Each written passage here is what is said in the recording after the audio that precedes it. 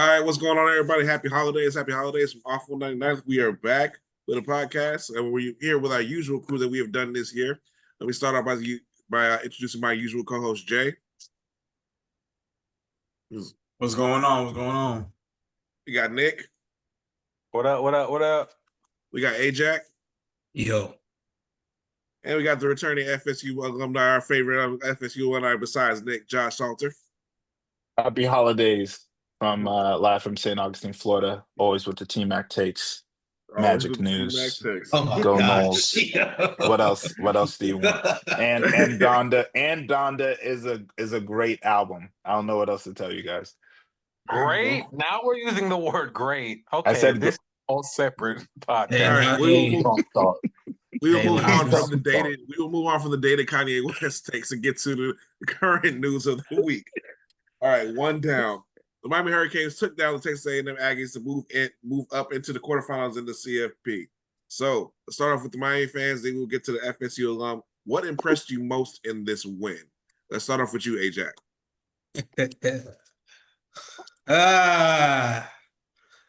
No, I was just, bro. I was watching that game. I was just happy to be there. I ain't gonna lie to you. Like, I was happy to be there. So, I mean, what impressed me the most was that, like, we wasn't too big for the moment. The offense seemed like they were a little too, the offense, they seemed a little bit overwhelming at the start of it. I wasn't too big for the moment. Stepped up when we needed to. And the fact that, like obviously, like, we showed the ability to, like, win in, like, a multitude of ways, because you look at, like, the stat standpoint, even just watching the game, like, it didn't really seem like Texas had, like, a problem, like, moving the ball, but they didn't score a touchdown the whole entire game. So the fact that we was able to pull out that win impressed me the most. The fact that we was able to stop the run.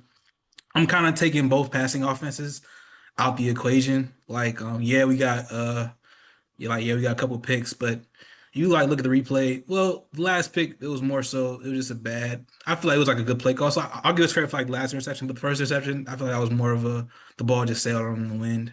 So I'll take, like, both passing offenses out the equation, both passing defense out the equation, whatever like that. But the fact we were able to stop the run so well, the fact that our D line was so stout, up against a lot of NFL draft picks on that line, especially Trey Zoom, potential day one, day two pick. Keep like Keem, I Mesler kicked this shit in. So I felt like we just held up in the trenches against a SEC team. So that really impressed me. I ain't gonna lie to you. So yeah. All right. What about you, Jay? Honestly, looking back at the game, it's hard to judge. Was it that Miami was wise enough to not throw the ball that much in the game, or did we just get lucky that the win was as bad as it was? Because the Texas, I feel like if the conditions were perfect, it would be a lot tougher game than it really was, or a lot more headache than it really was, and we could have got punished for our bad play calling as well. That being said, the weather did take away like two passing touchdowns that are like right there for us. Mm-hmm. One on third down to CJ Daniels, where the ball kind of like, instead of the ball being led into the open field for a touchdown, it was kind of the wind kind of blew it back, and CJ Daniels had to adjust to it. And the other was when JoJo Trader was wide open down the right side, and the ball kind of was moved by the wind towards the sideline. Mm-hmm. So it's hard to judge if we got lucky or we were able to win that regardless of the weather. But Wednesday will tell the truth of it all. But watching it, another thing that I'm grateful for is having a wife that loves college football as much as I do, and kind of like was as anxious as I was, where she was cursing into the phone with her sister and like shaking all over the place and like yelling at the screen. It's like, man, my life is good. But other than that, it was a great game to watch. So, so I'm very happy for the win. Like, you say that, and like, like you find it crazy that like a man could be like engaged to a woman for 10 years and not marry her, right? You know what I'm saying? So it's crazy. Damn. Oh, All right. What? Nothing. Go ahead. Jesus, no. All right. Nick, let's get your opinion on the game, please, as an FSU. I don't know what any of that means. me neither. I'm lost. I don't I'm really worried about that statement. Muting myself. As an outsider looking in, as a respectful viewer of Miami, I will say the thing that was most impressive was the defense. The defense very much showed up. I think the defense showed up in a way that the offense. I can't say the offense didn't show up. I guess you guys just didn't score, but you guys were moving the ball in that game. But the defense consistently played. The way you guys controlled the line of scrimmage was very impressive. From a standpoint, the way that you guys contained Reed was also very impressive. Because I don't want to say because I originally thought Texas A&M would win. I'm not going to say I thought Reed would have a field day, but I did think he would be the key in their success. He was not able to run on you guys, so therefore he wasn't able to throw. Because I don't think little faith.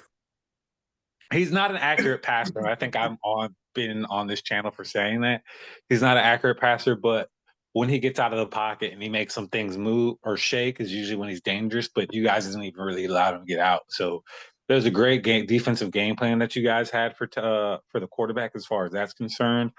And then you guys made very little mistakes or virtually no mistakes on offense, whether that be getting the ball out of Carson Beck's hands because you guys are no longer believers in him. I don't know. I'm not here to judge that. I do think that the conditions. Yeah, I do think the conditions played a hand because, like, when those balls were going left and right after the kicking, I was like, "Wow, this wind is terrible." So I definitely understood that, and I think the run game showed up, especially in clutch moments when y'all needed it to. So, I mean, it was a little bit of a snooze fest at times, but it was a defensive battle, kind of. But I mean, it was an impressive win. That you guys were able to hold it out in the trenches, especially when offenses are so high powered.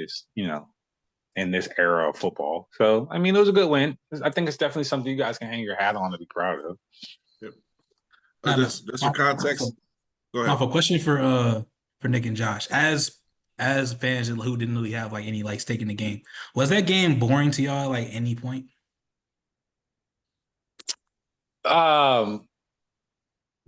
Did I want more action in the game? Yeah.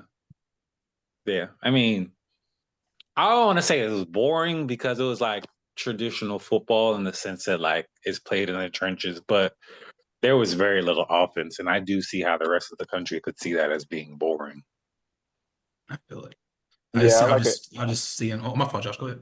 Yeah, I was gonna say I like a good like me playing defense growing up. I do love defensive battles, but I guess my variety is more of like 24-20, 24-17 variety. You do typically when you're viewing want to see some more offensive action and a payout that way, but no hate or disrespect to the actual game in and of itself.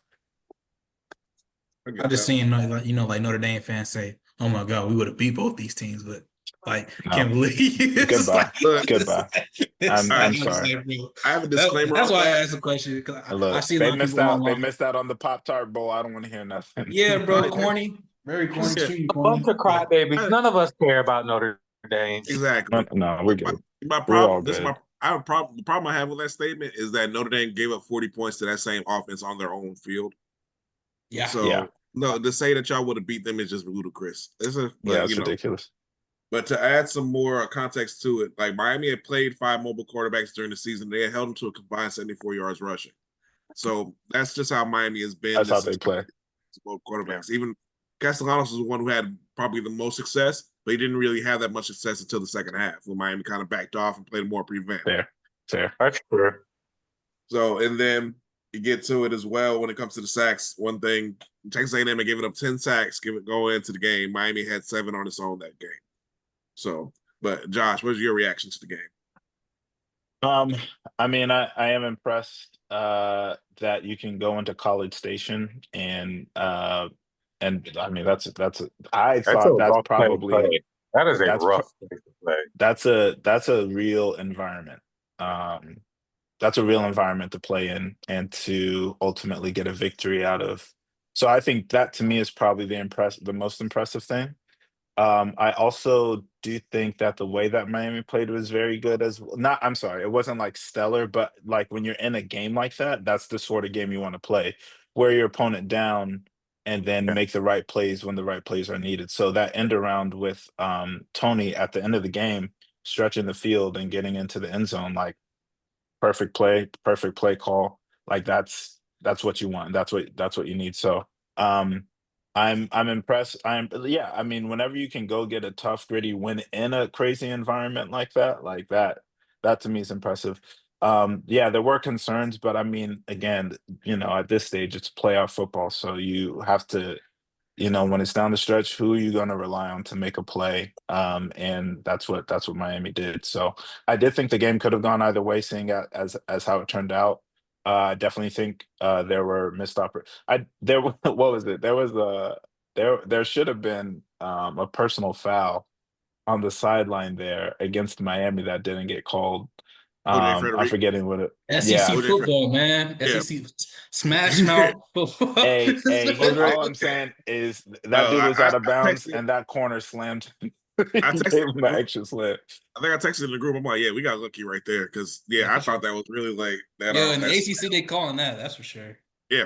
Oh Yeah. yeah. But like, it is what it is. And I think what I'm saying is that I think there are probably calls that should have been called against A&M as well. In games like that, they're gonna have things like that go both ways. Same with the wind, and different factors that happen during the game. But when it comes down to it, going into a hostile environment like College Station and getting a win like that's against, one of the top SEC schools. um it's impressive. So I'm impressed with the way that Miami has been able to do that. So Sure. I appreciate that. All right.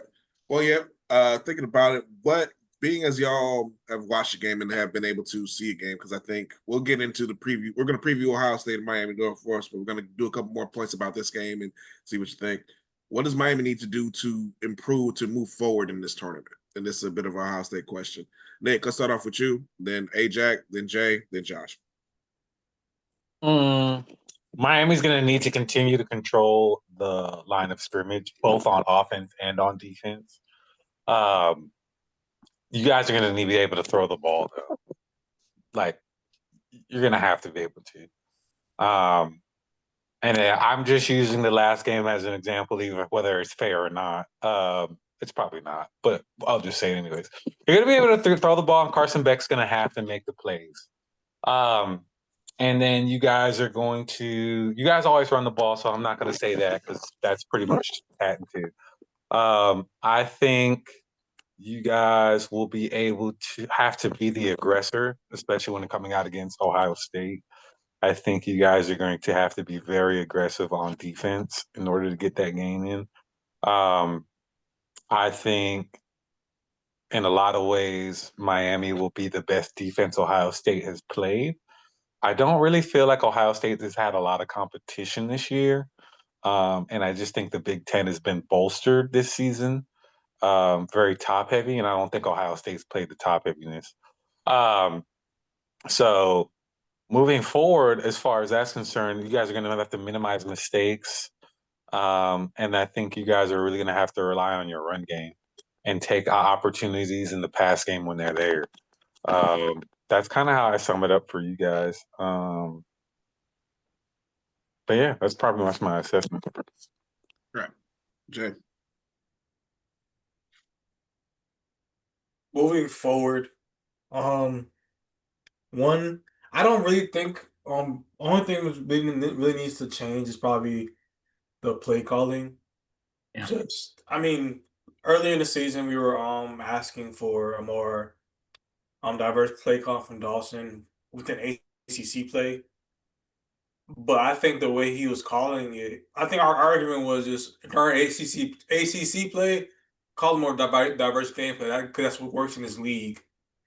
But the way he was calling offense at the beginning of the year is the way to win out of conference. So he does need to go back to that, which is ironic. He needs to go back to that style of play calling to win at a league. And if you think about the last 2 years and maybe the last 3 years, Mario Cristobal is, I think, undefeated out of conference other than the bowl. So it's a thing of just being confident in what you have. You have the dogs to compete with anybody left in the field. Just believe in that. All right. Ajack. Like the kind of the irony of Julian saying the play calling that like we've been complaining. Well, not us, whatever like that.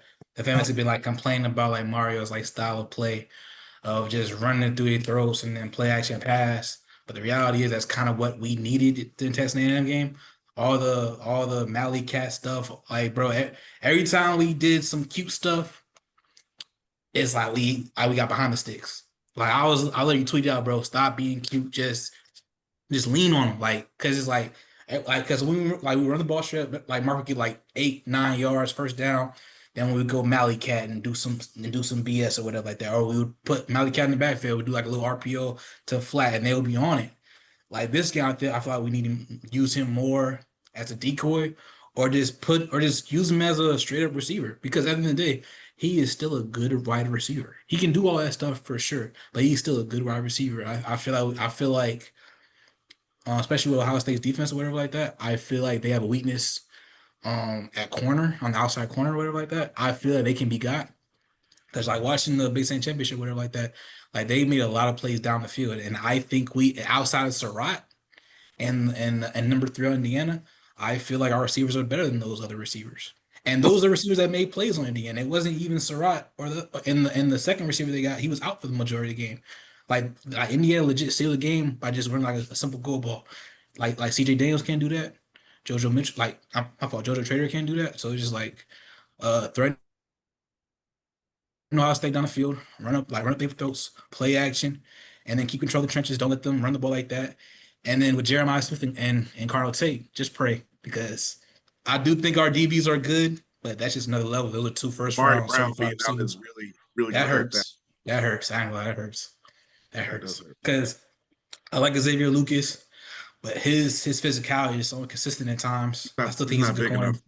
Yeah, he's just not big I enough. feel like he's big enough. I just feel like he's not willing to be physical every single play. He's just not, like, so. I don't think he uses it the way that Mari does. Like Nah, he does. So I Because think Mari. he's still he's still a 6'2", 200 pounds and runs a 4.43 or whatever he runs. But he doesn't want to be physical at all times like Damari, whatever like that. And then I don't think we should, because like if you watch the Sky Cam or whatever like that, it's like we're always bailing. I don't think we should bail, because I feel like they're gonna like 5 yards and hit us to death if we bail or whatever like that. I feel like we should try to be physical with them and see what happens. I think we should trust our first 7 to stop the run, and then just try to hopefully our 4 down lineman gets back. But yeah, that's how I feel like we win this game or win the championship. However, All right. Jay Salt. I think the keys to victory somewhere lying in between what was said about controlling the line of scrimmage, as well as I also think there's I think I'm looking at now the DBs from Miami did well against Texas A&M, in the sense that even though Marcel Reed was pretty efficient and was getting yards, they stopped some drives by getting some interceptions, and that's always going to be a killer. But I think with the combination between Jeremiah Smith and Carnell Tate, like it's going to be the key to victory will also be limiting one or both of them at best. One at best, both of them prayers. So I think if they're able to limit their productivity from the passing game and then able to control the line of scrimmage and dictate, just let your will be known between like being able to run the ball and then stopping the run and getting them into those long passing downs. I think it could be a good day for Miami, but I think of course that's easier said than done. So we'll see. Always is. All right, one last question before we actually do the full preview of Ohio State versus Miami. And we'll start off with the FSU alums first. Do you see Miami as a dark horse in this playoffs left, or are they just kind of fulfilling the promise of the season that they had to begin? Nick, let's start off with you. Do I see you guys as a dark horse?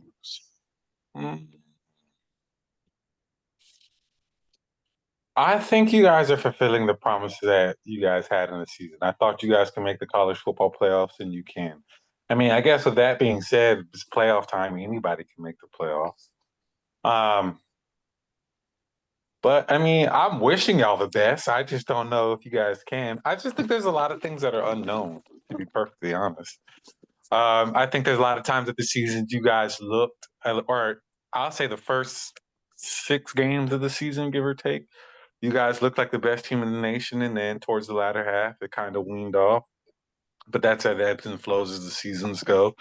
And I think a lot of the top teams, like I said before, are not necessarily battle tested. I don't think Ohio State is a battle tested team. It's not like I believe in Oregon. And Oregon's got the easiest pathway to the championship, if you ask me. And then I know everybody's big on Indiana now because the quarterback all of a sudden won the Heisman. But if you look at his stats, like they're no better than the stat from 2 seasons ago. I really don't think he's that good. I also don't think he's been, huh? To add a context, Cam Ward finished 4th in the Heisman last year, and he had 1,200 more passing yards, I think 13 more touchdowns.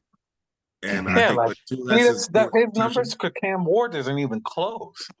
So, and then there was a breakdown of his numbers between bad teams and good teams. Technically, all of his interceptions came against a higher competition. So it's not like he wasn't good. He wasn't good. He wasn't really. He was passable against Ohio State, Oregon, and Penn State. He was passable, but he wasn't elite against any of those teams. Neither one of these teams has played a very good defense. Has played a dominant defense, and that's one thing Miami has: a dominant defense. So, I mean, say what you want, everybody's just been shitting on the ACC this year, but you know we've had some of the better defenses in the ACC, which is kind of crazy this season. I still think the ACC has the best collection of coaches. Yeah, I think the coaching is from top to bottom. Really, I've never heard that. In my opinion, I think that when you got someone like Jeff Brom at Louisiana at Louisville, who's never lost to a top 5 team as an underdog, you got someone like Rhett Lashley at SMU, who's been able to who coaches his ass off. What Tony Elliott did in Virginia this year. Even what Manny Diaz was able to do with Duke and getting them an ACC championship. I think from top to bottom, I think with teams, and of course what's his name? Georgia Tech's coach, Brent Pease. He did he was able to do with Georgia Tech. And I know people have been shitting on Mario, and people called for his job, a lot of them, but I think Mario did an outstanding job in the month of November. I think top to bottom, I think the ACC has the best collection of coaches, and I think that's why Miami's been struggling. I think in both those games, Miami was outcoached. They weren't necessarily outplayed. They were outcoached, outschemed. I think. Look, that's why I think Mario struggles in ACC play, because he thinks like more of the SEC. The SEC ain't gonna do the little nickel and dime BS play calling as the ACC coach gonna do. ACC coach gonna try to outsmart you. They're gonna try to out-scheme you. SEC ain't really like, some coaches are, but for the most part, they're gonna be like, like trenches against trenches, man against man. Like my team is better than yours. So like for the most part, but ACC, you're gonna have Louisville, bro. First play of the game against Louisville, like them niggas had 3 quarterbacks on the field at for the first play of the game. Like, they're a lot more gimmicky. Like, bro, what? I think the ACC will admit to itself when it doesn't have the talent that another team does. A lot of those coaches will admit that to themselves. I think Rhett last year, and I think Jeff Brown, the way they approach those 2 games, they're like, we're not going to beat Miami straight up. They're too strong on the interior, too strong on the offensive line. The SEC is not going to do that. Texas A&M was not going to say, no, they have an advantage on offensive line, defensive line. You saw the way they talked as they got into the game. Like, nah, we'll be fine. We're not worried about them. They played an ACC schedule. They played a soft schedule. We played in the mighty SEC. Even though Texas A&M didn't play Georgia, didn't play Alabama, didn't play Oklahoma, didn't play all the top teams. Well, I do think that it's interesting, especially when you talk about a team like Georgia Tech and the way that they've had success. It's been without gimmicks, and that's what I really I think. Not been gimmicky too. It's a different type of gimmicky though. They're gonna have a lot I of think motion, a lot of fake tosses. that's fair. That's fair. Mhm. That's fair. I get you. But I think at the end of the day, the gimmicks are. It's not like these weird plays, as you're saying, like with Louisville, compared to, oh, we're gonna give you some misdirection, and you're not gonna know what the blocking scheme is gonna be, and the hole that we want is gonna be wide open, and we're gonna do that. To me, I still consider that within the scheme, and like you can prepare for that with good film study if you choose that path. I feel what you're Um, saying.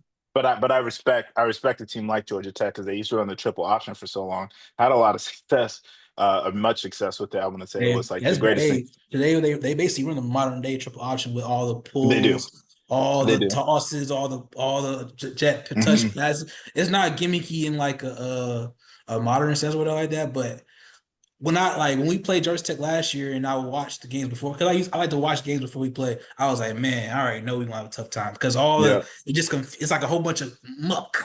You know what I'm Hmm. saying? Like it ain't straight up like it's not man versus man. It's like, nah, I'm a Right. like like before Yeah. I actually get the And, ball. So I mean, yeah. and more than anything, like, look, Miami's defense last year was bad. More than anything, the worst thing to do is you motion them and you confuse them. There was nothing. There was I told that was y'all, it. I told y'all like Duke. I think it was Wake Forest went to motion one time, and the whole defense was just so confused. I was just like, I was like, bro, come on, man. And so, Yeah. But I think when at the, that point the defense was just so broken and so like self-conscious and like their confidence was totally shot that like anything like any type of motion is just something to tailspin. So I'm saying, Yeah. it just you're just looking at him like, oh my god, just like you stay here, you go there, just follow him. It's just like it's simple for us, like we see it as that. But yeah, it got to the point. Well, you know what? Last year is last year. We have a good defense now, thank God. But let's move on. Josh, what was your assessment of that? Did you see Miami as a dark horse, or are they fulfilling more of the promise that they had to begin the season? I mean, I feel like they're fulfilling last year's promises, if I'm being honest. With Cam Ward. I I didn't get even that. mean for that to. I don't even mean for that to be as funny as Nick took it. But like, you have a Heisman caliber quarterback. I know the defense was probably worse last year, but still, yeah, like, if you have that offensive firepower, like you should be able to get into the playoffs and you should be able to win a playoff game or two.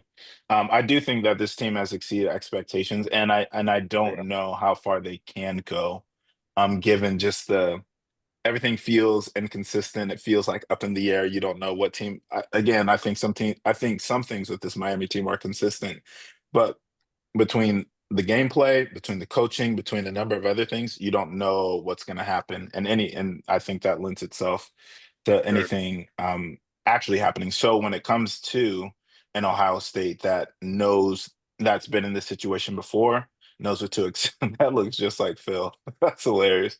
When it comes to a Miami team that I'm sorry, an Ohio State team that knows what to do in these situations because we've been here before and we know what to expect and we boom, boom, boom, boom. You Do don't they want to though? necessarily, Everybody yeah. talks I about that, mean, but do they though? I'm saying, right? I think Jeremiah Smith and Cardell Tate do, and I think they're all Yeah, offensive. but that's it. No, no, no, They no, no. can't throw the Let me ball say to this. themselves.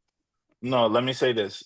What I'm saying is perennially, Ohio State has put themselves in this position Okay, where that's fair. Coach, they play playoff games, they play postseason games, they play big games where it's like, this is like my job's on the line. Not to say Mario Cristobal isn't facing the same amount of scrutiny or whatever, but to say like every year that Ryan Day doesn't beat Michigan, he has to wake up the next day like afraid for his life. So going into that game, he needs to prepare and he needs to execute in a way that's going to get them victory. When you're in an environment like that prepares like that, and you have that habit, like going into a week like this when you're playing Miami, you're only doing what you've been doing for so long. As opposed to That is a good a point. team that hasn't done this and has to, you know, uh, turn up the heat, crank up the knobs, whatever, to get into that mode. That's really all I'm saying. And I think that could make a difference come Wednesday when this game is played. that's Sure. fair. That's That's a good I don't point. think I don't think Ohio State, especially like the last fight, except for last year, obviously. I don't feel like that environment that you described, Josh. I 100% feel that, but I don't think they play like because to me, from my perspective about Ohio State, I feel like they underachieved so much these past 5 years. They're the Boston They, Celtics of college football. bro, My it's like opinion. because Hey, they've say had that so again, much Phil. talent. I say They've they're the had so Boston much Celtics of talent. college football. Who? Yeah, Ohio State. Ohio State. Ohio State is the Boston Celtics of college football. In And my what opinion. aspect? And what retrospect? What aspect is that they've been the Yeah. most talented team for probably about 10 years and they only have one championship to show for it. That's fair. It's like, I bro, think- like, yo, it's bro. Yeah. I think like how many times straight did they lose to Michigan? They lost to Michigan 4 times in a row before this year. They didn't. They had not That's beaten them crazy this to me. half since. That's always this been half crazy. decade. So like I feel that how he lose. Like Ryan, to me, in my opinion, Ryan did not coach. He did not coach like his job was on the line these past 5 years, in my opinion. You know what I'm saying? And honestly, and to shoot him some bail, I don't think he should have, because like he only lost to Michigan. I get you have to beat, like you have to win that Michigan game. I 100% get it. I get that part, but bro, like he was like 50-5 the past 5 years. Like, you know what I'm saying? So it's like he probably shouldn't, but at the end of the day, I don't feel like he coached like that. Like, it is what it is though. Like maybe last year it changes for him, but then they lose to Indiana. Mm-hmm. You know what I'm saying? So it's kind of like, is it Ryan Day? Is it how they're coached? Is it how the players are wired? I don't know. I obviously I can't say shit because I'm a Miami fan. So like what can I say? But I don't know. That's just how I feel about it when it comes to Ohio State. And like I guess like the stuff they've been through the last 5 years in terms of like being ready for these type of games. That's a good point. But do you want to expand upon whether or not you see Miami as the dark horse or fulfilling a promise? And then we'll get to Dark Jay. horse. I mean, yeah, I see Miami as a dark horse because you see in the media or whatever. Like I know non-Miami fans don't really see it as much as Miami fans do, but like there's like a real hatred for Miami and like and like inconsistency is like how to recover or whatever like that. Because I watched this podcast or whatever like that. It's called like the Joe and Rufino show, and they were going over the Miami and Texas A&M matchup, and I forgot which one it was. I always mix them up. He was so adamant that the receivers on Texas A&M were going to go off. And mind you, it was windy, whatever like that. Like A&M couldn't do what they wanted to do or whatever like that. He was so adamant Sound like because because Louisville, because Louisville went off and SMU went off. He was like, yeah, Texas A&M gonna go off. They got Did shit. it really go off though, or was it like? Hey, that's It not wasn't- they. Hey, I don't. Even, they did like because I feel like Bell got shut down in the second half, in my opinion. And I feel like with SMU, it was more so just prayers that got answered. And, you know what I'm saying? It was more so prayers that got SMU answered. couldn't run the ball. SMU only had negative yards going into the. I mean, but yeah, OT. that's not. Everybody Like the forgets discussion about was about their top receivers going off because Hudson, whatever, he had like 100 and something yards. Cool, whatever. So my thing is about how you cover the game. If you're so adamant about a point and then your point is disproven, don't be like, oh nah, I still think, the receivers on Ohio State can get off. And that might as well be true, but you have to acknowledge that like they did do a good job when you said they wouldn't do a good job. And that happens all the time when it comes to how people cover Miami. And I get they're trying to account for like the past 20 years and how we played or whatever like that. But I don't think, but there's a bunch of teams like that in this tournament. Like, is Oregon being talked about as a team who's going to fold again? Because they folded like some origami last year, but that's not really talked about or whatever like that. Ohio State been folding in the past. You know what I'm saying? They're not talked about the same way. Texas Tech never been here before, but people have them making having a real shot at winning it all. Indiana has really never been here before. They're giving a real shot at winning it all. So just like we're not talked about the same way as all these other teams. So I do feel like we're a dark horse because we're so hated. I think Miami has blue balled people for the past decade with That's fair.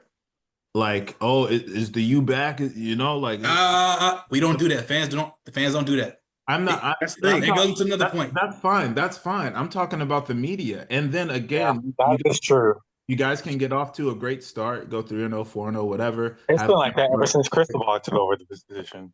like and they're like, oh, okay, they seem to blah blah blah blah. They seem to do this. They have a great start. They have blah blah blah blah. And then there's a fall off at some point. Which again, this is what I was explaining when you guys thought I was talking trash, but I was just speaking what I know about the U. That's good. That's good. There's you lose 2 or 3 games that you shouldn't lose, and then everybody then like it all hell breaks loose, and people are like, okay, well, what happened? We Josh, were understandable. expecting this, but now we're here, and now that they're in the playoff picture in the year that we didn't necessarily project them to be in the playoff picture, or maybe they did. I don't remember what we were saying preseason. It's half and half for pundits.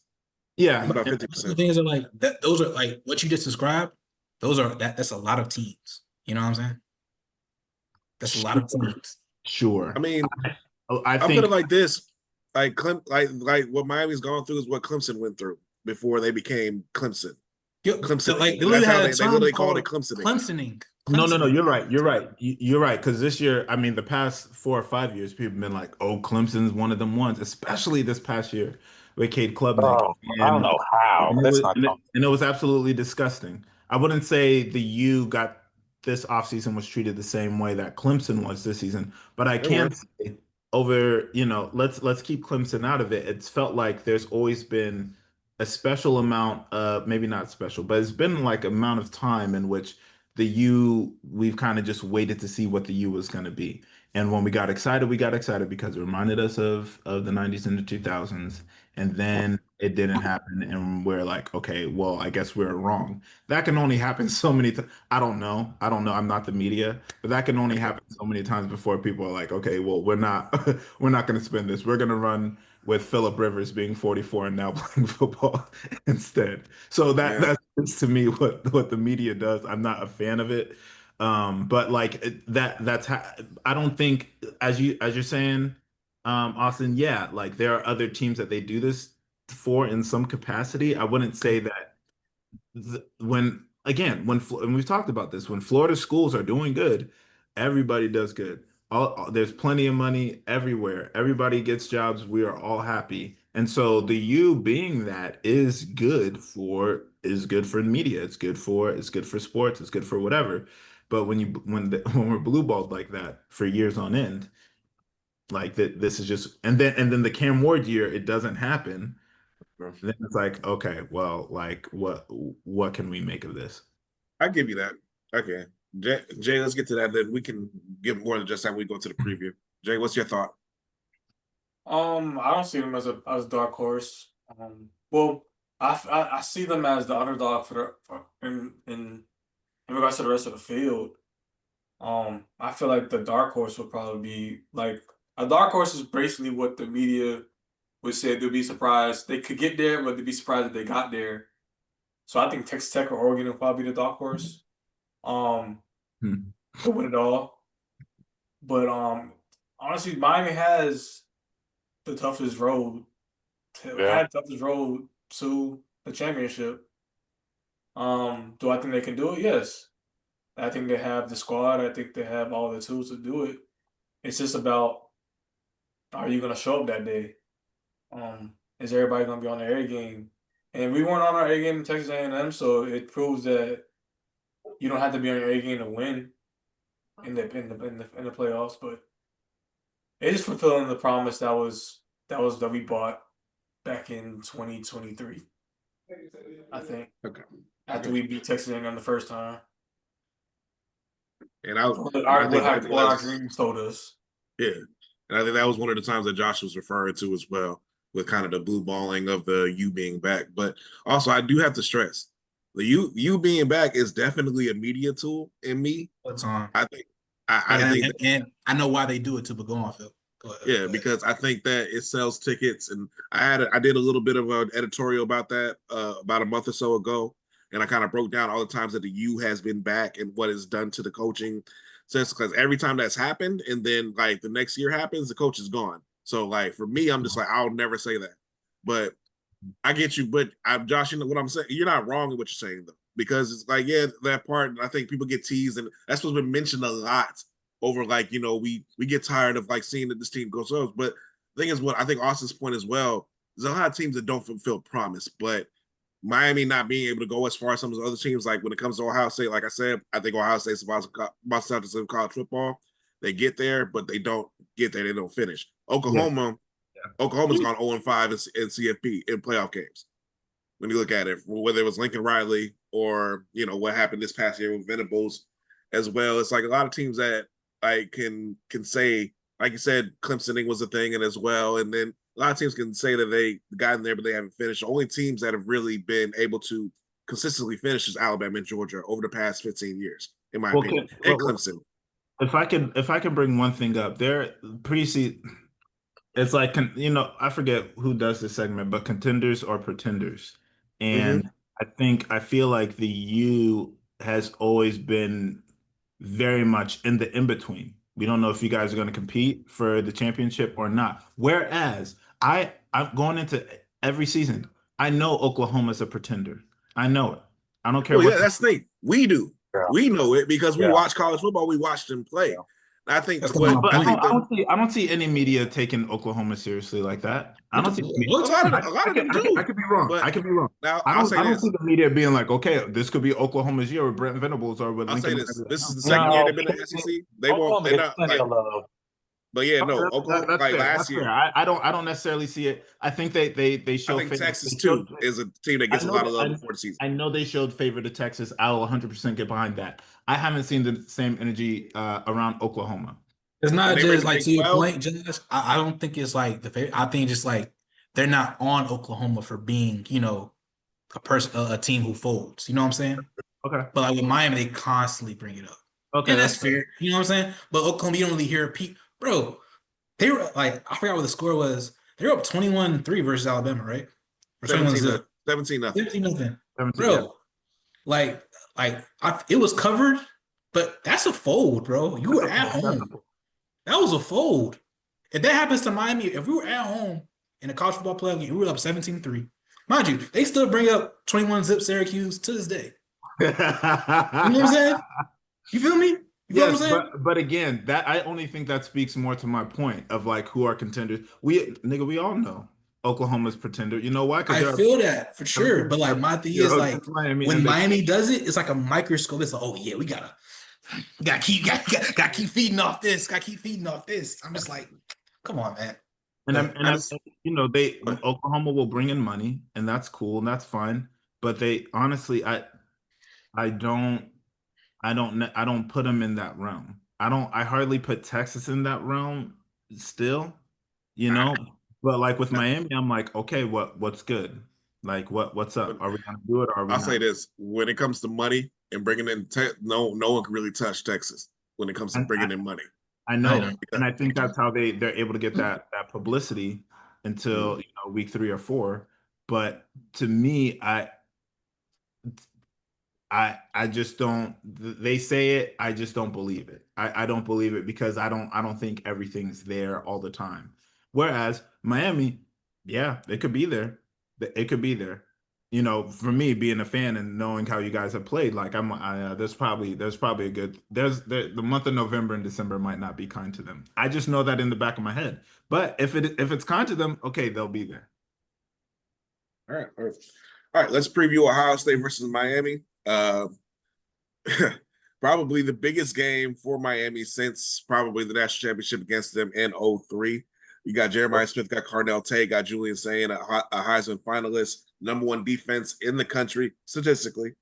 Wow, say, and then I think the number 10 offense in the country statistically. Then you got Miami, also top 10 defense statistically, top 5 when it comes to points, and then about a top 25 offense statistically when it comes to points and numbers. So kind of the battle of the tape, you got Malachi Toney, you have Jeremiah Smith on both sides. And in regards to Malachi Toney, I'm going to name off a few names: Santana Moss, Reggie Wayne, Michael Irvin, Xavier Restrepo. None of them have as many receptions in the season as Malachi Toney in his first go around as he's supposed to be a senior in high school. So that means the boy is really, really good. So then, of course, I haven't even talked about the defense. I think this is also what's going to come down to. It's very similar to me in how the approach to Texas A&M game. It's going to be a battle of trenches, in my opinion, but I want y'all opinion. I want y'all to preview it. I'm going to start off with Jay, then go to Nick, Then Ajack, then Josh might have you talk us out, and then I will wrap us all up before we move on. So, Jay, preview Ohio State versus Miami for me. All right, keys to the game. For me, it's gonna come down to if Miami can tackle well when Ohio State goes to their short game, running hitches between Jeremiah Smith and Tate. It'll come if Miami can tackle those hitches and keep them from making second and long to third and short, and just keep them from having just third and long, then I have all the confidence in the world that Miami will wreak havoc in that situation. Also, I need Shannon Dawson to not call. He doesn't need to call the game of his life. Just need to give the opportunities that were there to Texas A&M, and just have the opportunities that he always has on the field for us. I don't consider Shannon Dawson a bad coordinator or a bad play caller. Sometimes, like the best of us, we get caught up in our own heads. Just be focused. But I have Miami winning 27-17. I think the whole Texas A&M, like the rest of the country, is overblowing that performance and kind of like downplaying Miami's offense, and I just think they lost the plot.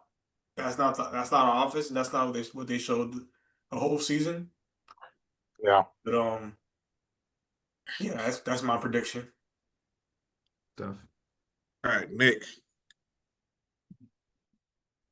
My prediction for that game will be that it will be 24-27. And I'm going to say it'll go in favor of Miami. Now, I think you guys are going to expose Ohio State's defense, because I really don't think Ohio State's defense is that good. I think it's very unproven. I think they have good safeties. I'm not really sold on their line. But they've got those country fed guys out there, so maybe it's good, maybe it's not. I think in a lot of ways, you guys are going to be, like I've said earlier in the pod, you guys are going to be the best defense Ohio State has played all year. I think it's going to come down to the two ends, Bain and I'm sorry, I'm drawing a blank from the guy from Canada. There's a door coming down. Yeah, just controlling the line, making timely sacks, getting the pressures, and then I think it's going to be you guys controlling the ball in the offense with the run game and hitting the big play opportunities, whether it be play action or just misdirection passes that get you guys into the end zone. I'm kind of hoping for a slugfest. I wouldn't mind seeing that. I would like to see that. I think the nation would like to see that. But I mean, it should be an interesting game. Mm-hmm. I know everybody's shitting on Carson Beck. Some of it is justified. Some of it isn't. But we'll see. We'll see. I mean, I feel like he shows up in big games. As a whole, his performance at moments may not, but as a whole, he usually shows up for big games. So I think we're going to get a good performance out of Carson Beck this game. So that's kind of how I see that game going. All right, Ajack. Well, I got Miami winning 24-17 rather than winning 24-17. 24-17. I was thinking this is gonna be like a low scoring game, which 24-17 still is, but I do think honestly I think Ryan Day comes out firing, but I think we stop them, I think he's gonna try to take shots, but our defense gets after them. Our D-line gets after them, whatever like that. My main concern is them two first round receivers. That's just the reality of it. That's the most glaring advantage that they have, in my opinion. Are their wide receivers versus our DBs. I'm concerned about it. I wouldn't be surprised if that loses up the game, and I wouldn't be mad if that loses the game. But what I would be mad at if they rush for 250 yards or whatever like that. That's when I'll be like, bro, no, Losing like that is crazy. So we gotta control the trenches, make sure they can't run the ball on us, force them to be one-dimensional, force them into third and longs, and we just get after it, whatever like that. Then the offensive side of the ball, don't be afraid to take your shots. Put Mally in motion a lot. Use him as a decoy. Don't totally go away from him, but use him in a way where like there are other playmakers on that side of the ball that can be used and that can be effective. You know what I'm saying? Don't be so Mally centric or whatever like that. And then trust in your run game as well. If you get 2 yards on first down, don't be afraid to keep running the ball. You know what I'm saying? Like don't abandon the run. So I know I'm kind of describing like a couple different ways, but I still want to balance attack too. But like, and then we paid Carson Beck like $3.5 million or whatever like that. So like let that $3.5 million work. You know what I'm saying? So like trust in Carson Beck, and then I think I'm going to game with that. All right, Josh, take us home. I mean, Austin, I felt like that was so generous. This Ohio State team, the most points they've given up, what has been like 16 points, something like that, 13 points. I don't even, but it's like and the way that the Miami offense I wouldn't say is like high powered in scoring. 24 points seems they can do it, but if they're going to do it, I think it's going to be very dependent on just straight up athleticism. And if between Trader and Tony, if they're able to just flat out make it happen. It's a very stingy Ohio State team defensively with that corner number one, Ogunupson, I forget his name. Yeah. As well as Caleb Down. Like these are dogs, man. Like they get after it. And they love playing. Like Caleb Downs, he should have been in the NFL, if you're asking me. But for whatever reason, NIL, they're still here and they let it play. He's only a junior, so he's going this year. He's not no senior, whatever like that. Okay, good for him. He'll be going soon. He's out there. He'll be going soon. I felt like there like a couple of years. I've been like he could dip and do well. Okay, but yeah, I would be surprised if we got a 21-point night out of Miami. I do think Ohio State probably wins this, and to me, I feel like it's like a 30-17 affair, something within that. It's a couple scores in there that I think Ohio State is able to make happen. 30 points? Yeah. I mean, it's the best offense. Well, it's the most talented offense we played all year. So like, I'm not. Yeah. I was about to say the best offense. Yeah, it's the most talented offense we played It's all not the year. best. Like, It's not the best, but I do think that they know how to score and they will be able to score. I think offensively, like Miami has to figure out who they are. 30 points is a lot. And while they're figuring that out, I don't see this Ohio State defense conceding a lot of points. Okay. I don't think they've given up 30 points this year. No, we haven't. No, we haven't. It is what it is. Is Notre Dame offense better than Ohio State's offense as a whole? Offense? I don't think so. I'll be honest with you. But also, I think that Notre Dame's offense was bolstered by not really playing a top 50 defense the rest of the way, except for Pittsburgh. So, but I'll say this: neither defense has given up. I think the most, like you said, for most of Ohio State, I think is 16 points. I think Josh is right about 26. That. And Miami is as high as 24. Twice 26, Notre Dame. 26. 26, and that was an OT. So. Oh yeah, 26. 20 in regulation. To be fair, I don't think Ohio State's offense is like incredibly stellar either. But and I don't think 30 points is like stellar. I don't think that's like a crazy night. I just think in the playoffs it is. You know what I mean? I think the playoffs it is. But I think something go your way in a game like this, and you're able to capitalize off of that. That I can understand, but I guess if they score 30 points, I feel like Beck threw 2 picks. Yeah. I think you think Beck could throw 2 picks and you guys still win the game? No. If Miami gave up 30 points. If I agree Ohio with State that. score 30 points, Okay. that mean I feel like that means Carson Beck threw like two picks. Yeah. And again, I'm also saying I'm curious about what the offensive output is going to be with Miami, like what's going to show up. And because of that, I don't know if you guys, and because of the way Ohio State's defense is, I don't know if you guys are going to be able to get to in the end zone as often. I'll say this.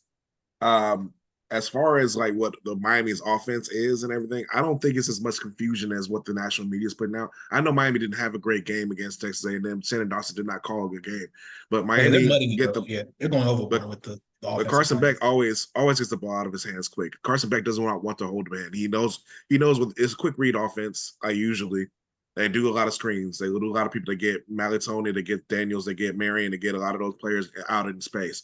Even Upshaw when he was coming up and playing. I think he averages about 2.8 per throw. That's his game. That's how he is. It's 2.1. My bad, 2.1 as far as like the snap to throw. That's what he gets, and then of course he has the least amount of pressure rate by a far margin in the country. So for me, I think it's going to be based on so much for both teams. I think the key is going to be able to get pressure on these quarterbacks. I think Miami can get a little bit more pressure on Sayin than I think Ohio State can get on Beck because of the way that the offenses work. Ohio State wants to do deep crosses. They want to get their players down the field. Miami doesn't necessarily want to do that. They don't have to do that usually. So I think that it'll be yeah.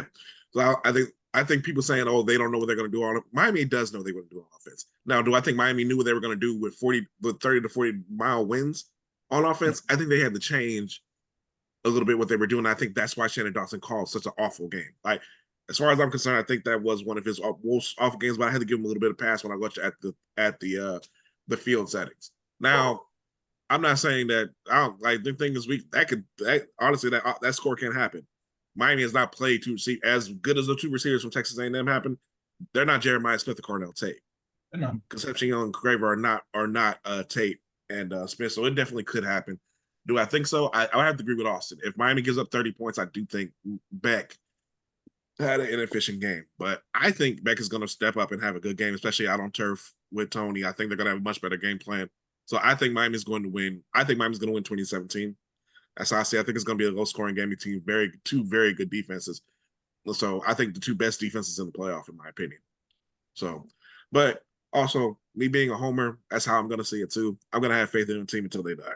So, absolutely. I wouldn't ask you to do anything else. Yeah. Me as a hater, you can anticipate the But also, do I think that it is that Miami is as bad as some of these Ohio State fans are saying that Miami is? No, I think, but also I think that there's a little bit of disrespect and bit of an exaggeration of like what Ohio State has been. And I think that's on the Ohio State side. I don't know if it's the players. I really don't know. I think there's confidence with the players and everything, but I think it seems a little bit like what Texas. I think a lot of disrespect comes from the fact that the ACC has been, in a lot of other people's minds, terrible. So, the ACC, and deservedly so to a certain degree, because the ACC, we just killed each other this season. I think the rest of the country doesn't respect it. The rest of the country does not respect the ACC, and nor does it respect the level of competition that we have. Now, I'll give you made very good points with coaching, because that is true. The ACC has had to scheme a lot of their wins this season, but I think as a nation, nope, they don't respect the ACC. A lot of times they don't even see it as a power forward. I think the part of it too is the Big Ten and ACC not really being in the same region. We really don't watch too many other games. I think that's really what it comes down to when it came to what Ohio State players are kind of saying. I don't think really they've watched Miami a lot until they're focusing on this. And I think a lot of teams are going to focus on like kind of their worst performances. They're going to watch a lot of tape on SMU and Louisville, see what they can do. I think for me personally, I'm like, I would watch the team's best performances because I see if I could poke holes there. But I think I could be wrong. I'm not a coach. I'm not a way to see this, but like the way some of these teams talk, like the way Texas A&M talked about Miami, I was like, y'all did not watch them play Florida. Y'all didn't watch their defense play Florida. Y'all didn't watch this. Like, and I think a lot of people are going to underestimate Ruben Bain because they look at his stats instead of actually looking at tape on him. And also the same thing for Keem Messidor. I mean, I've been able to watch a lot of college football this year from whether my classes and for this and for the podcast and everything. Akeem Messidor and Ruben Bain, outside of maybe Texas Tech and a couple players on Ohio State, they have the best. That is the best pass rushers in the nation, and so I think you have to respect that. So, but let's move on to the Dolphins, and then we'll get to national news and kind of wrap up here. So, Tua has been benched, and reports from pundits say that Ian Rappaport says that Tua has played his last snap with the Dolphins. I will get the Dolphins fans' reactions. He didn't just get benched. He got relegated to the 3rd spot. No, that's normal. That's normal. That's normal when you're. That's normal. Yeah, doesn't want to get hurt. That's normal. Saying basically. So this happened before. Like I think when Russell got benched earlier this year, that's what happened. He skipped Jameis Winston and went to the 3rd. So it happens. So I felt like that's not normal. It is normal. When people get benched, they usually skip over the 2nd and become the 3rd emergency quarterback so there's no chance. Especially when they have a lot of money on their contract. Yeah, that's normal. That's normal. I wasn't surprised by that at all when it happened. So yeah, but reports from pundits like Ian Rappaport says Tua has played his last snap with the Dolphins. I'll get the Dolphins fans' reactions first, then I'll get the outside. Then we'll ask what we thought about the Tua era and what's next. Ajack. You will probably watch most Dolphins games here, being as you're still in the area. So, what do you think? What do you like? What do you like? What my opinion on? You want my opinion on like the Tua or the Tua era, or just like? I want your opinion on both, but let's talk about what happened to Tua this year. And do you think, I wanted to ask, do you think he's good based on what I watched? Now, the Pittsburgh game was absolutely terrible, and I had Pittsburgh defense and everything. He played awful in that game. No, he did 100%. But do you think he's taking more of the blame for this season than he really should, or do you think that this is fair? Let me ask you: do you think it's fair that it's over? I'll put it like that. I don't think it's fair that it's over. I mean, you want? Never mind. Let me talk, Nick. I don't think it's fair that it's over. Because, but at the end of the day, I think probably Tua got more credit than he deserved. Like when stuff was going good as well. But that's like kind of like the life of a quarterback, you know. You get more credit than you deserve when y'all doing good. You get more credit when you deserve when they're doing bad. When it comes to like these cold, yeah, like when it comes to like these cold games the Dolphins struggle with, like I would be more on the Tua, man. Like, oh my God, if it was like, mind you, he was bad against Pittsburgh. I'm not going to like sit here and like deny that or whatever like that. But if you watch the game, the whole team played shitty. It was a bad game. It was a bad team loss. Yeah, Tua didn't help. Horrible game plan. Yeah, Tua did not. Mike McDaniel didn't help him. The team didn't help him. The running game was ass. Tua was ass. Cool. Like that's kind of like where I'm at with it.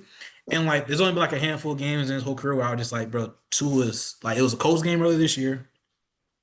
Probably a Bills game last year, or like it's always been like the Bills or whatever like that, where he's like, yeah, I can't defend this. But still, again, I can't really defend him either. But at the same time, it's just like a lot of these big games that they claim Tua didn't show up for, the team didn't show up for either. But I think I understand why people say, well, that's just like the culture that Tua has brought in. I'm just like, I guess. But at the end of the day, like the Tua era has just been like, it's been bad, in my opinion, and him not getting really a fair share because I just feel like the offensive line has been so bad majority of his time there, and he's racked up so much injuries because he came into the league injury prone. So you would think as a logical GM, you would surround him with at least an average O line, but for the majority of his career, he's had below average to bad O line play. This year probably been like the best O line play, and funny enough, it's probably been like his worst year. You know what I'm saying? So it's kind of just like that's why I'm kind of like I understand why you like people say like yeah it's over. You know what I'm saying? But I feel like the injuries racked up. I feel like whatever pop in his legs that he had is gone. I feel like the injuries are caught up to him.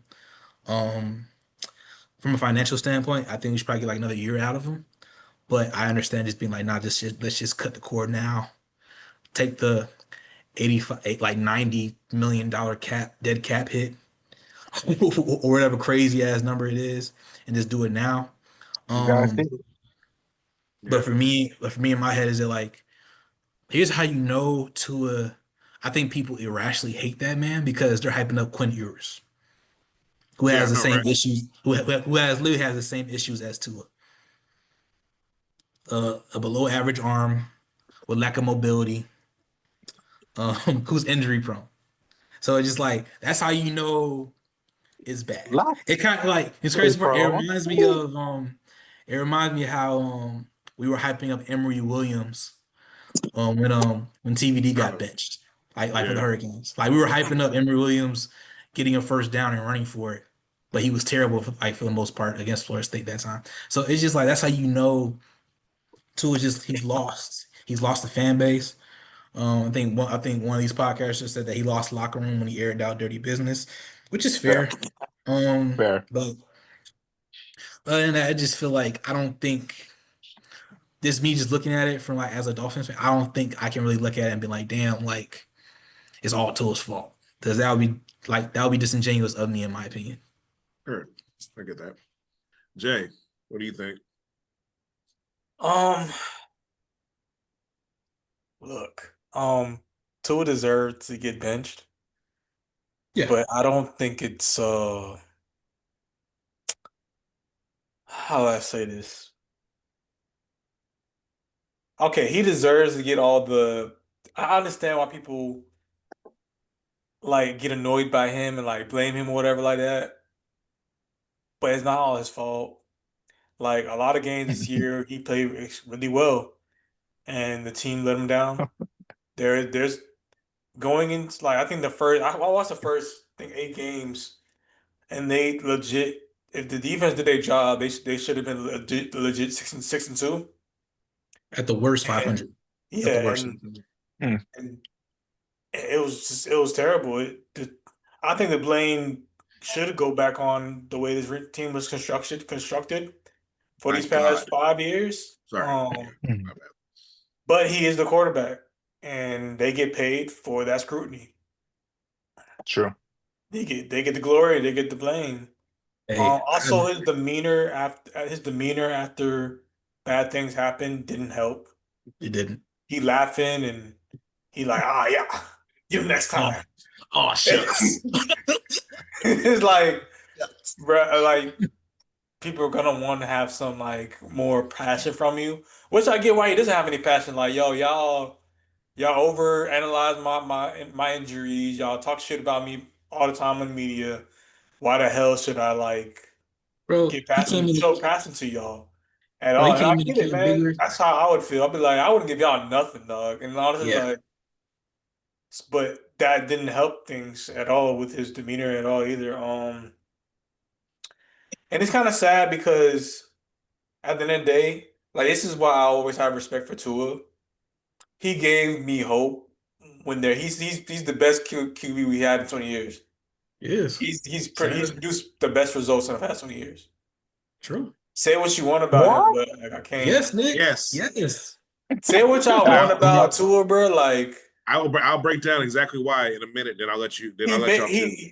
there was 2 Better there's a than 3 year stretch where I watched every game.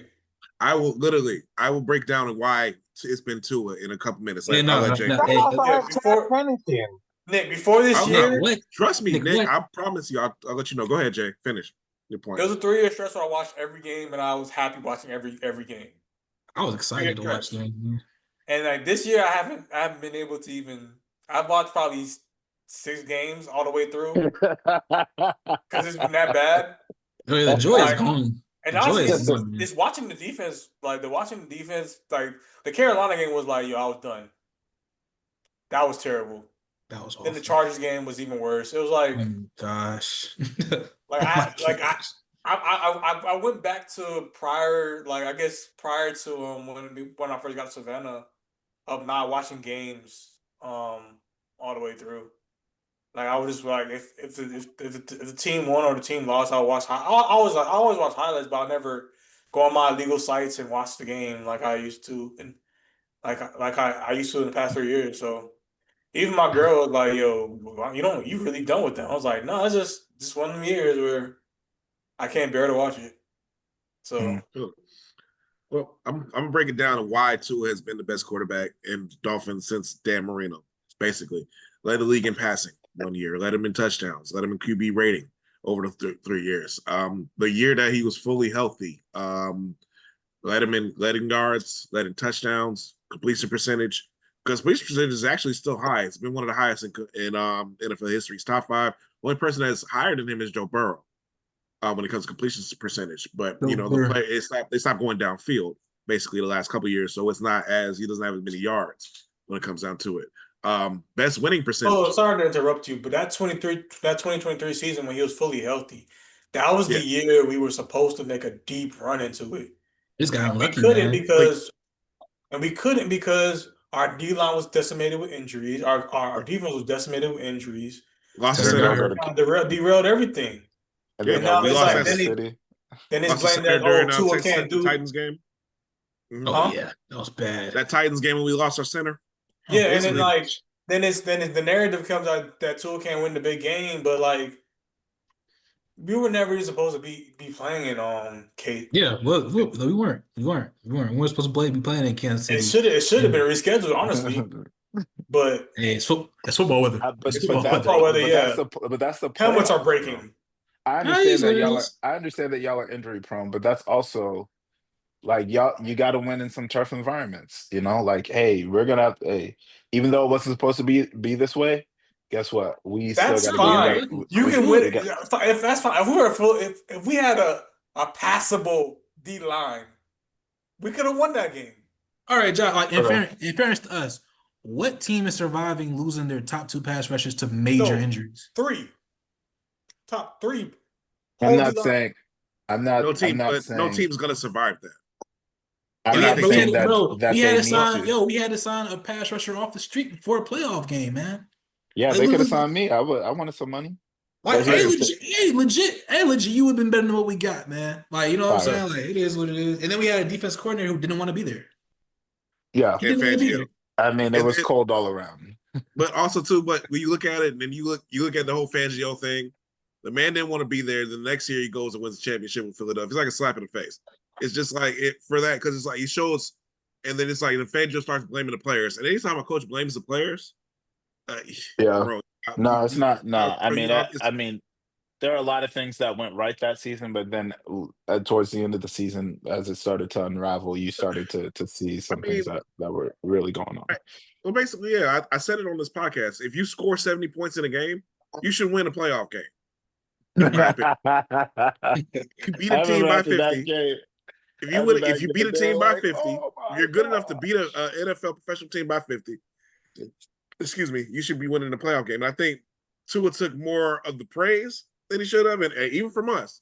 But he took more of the blame as well. But things didn't break that way. The Hard Knocks kind of showed us a little bit behind the curtain what was going on, how bad it got. Losing Chubb, losing Phillips, it's just losing those losing what made that defense really special, in my opinion. I think that was going to be my point. It was very much as we've said, like it's not all to his fault, but also there should be some responsibility assumed by him. But I do think a lot about he lost Tyreek this year. But over the years you've lost a lot of defensive firepower, and I think that has contributed to some of the downfall that needs to be considered, in the scope of everything. But I don't. Go ahead. Yeah, go ahead. Well, I just don't think it will be. And, I think that overall, when fans look back at it, they're going to be like, this series, he couldn't win the big game, he couldn't do this, he couldn't do that. I just don't think it's that simple, honestly. But I think when you look at, I'll put it like this: when you look at the coaches he's played for and their record with him and the record without, I think that shows. For context, Flores is like 10 games below 500 with Fitzmagic, and without Tua starting for him, but above 500 with him. And then so the same thing for McDaniel. The same thing with Norvell and Jordan Travis. So basically, that's one way that you can put it. But even with Travis, I mean, I think he had more success on a collegiate level, not more than Tua on a collegiate level, of course, but like on their varying levels when it comes to it. But you've been my bad. I know Nick's been itching to talk, so let's let Nick talk there for a second. Go on and rip us a little bit. I think it's fair is all the scrutiny that he gets. It's fair in the fact that heavy is the head that wears the crown. This is the position you chose. This is the controversy you get. I'll give you I that. think it's also fair in the fact that it doesn't really seem. At the end of the day, sometimes you just need your quarterback to take over a game, and Tua and put the team on his back, and Tua rarely could do that. Now, if it's because he didn't have the pieces in place, sure, you can say that, and you guys wouldn't be wrong. You guys are homers, so you're giving him more benefit of the doubt. But there have That's been definitely plenty of true. there have been plenty of quarterbacks in this league that have not had an offensive line, and you have not thought very highly of as a quarterback. And the fact of the matter is, that's the ship that Tua got put in. And I'm saying this as somebody that thought Tua would have a bounce back year, and boy was I wrong. And I think the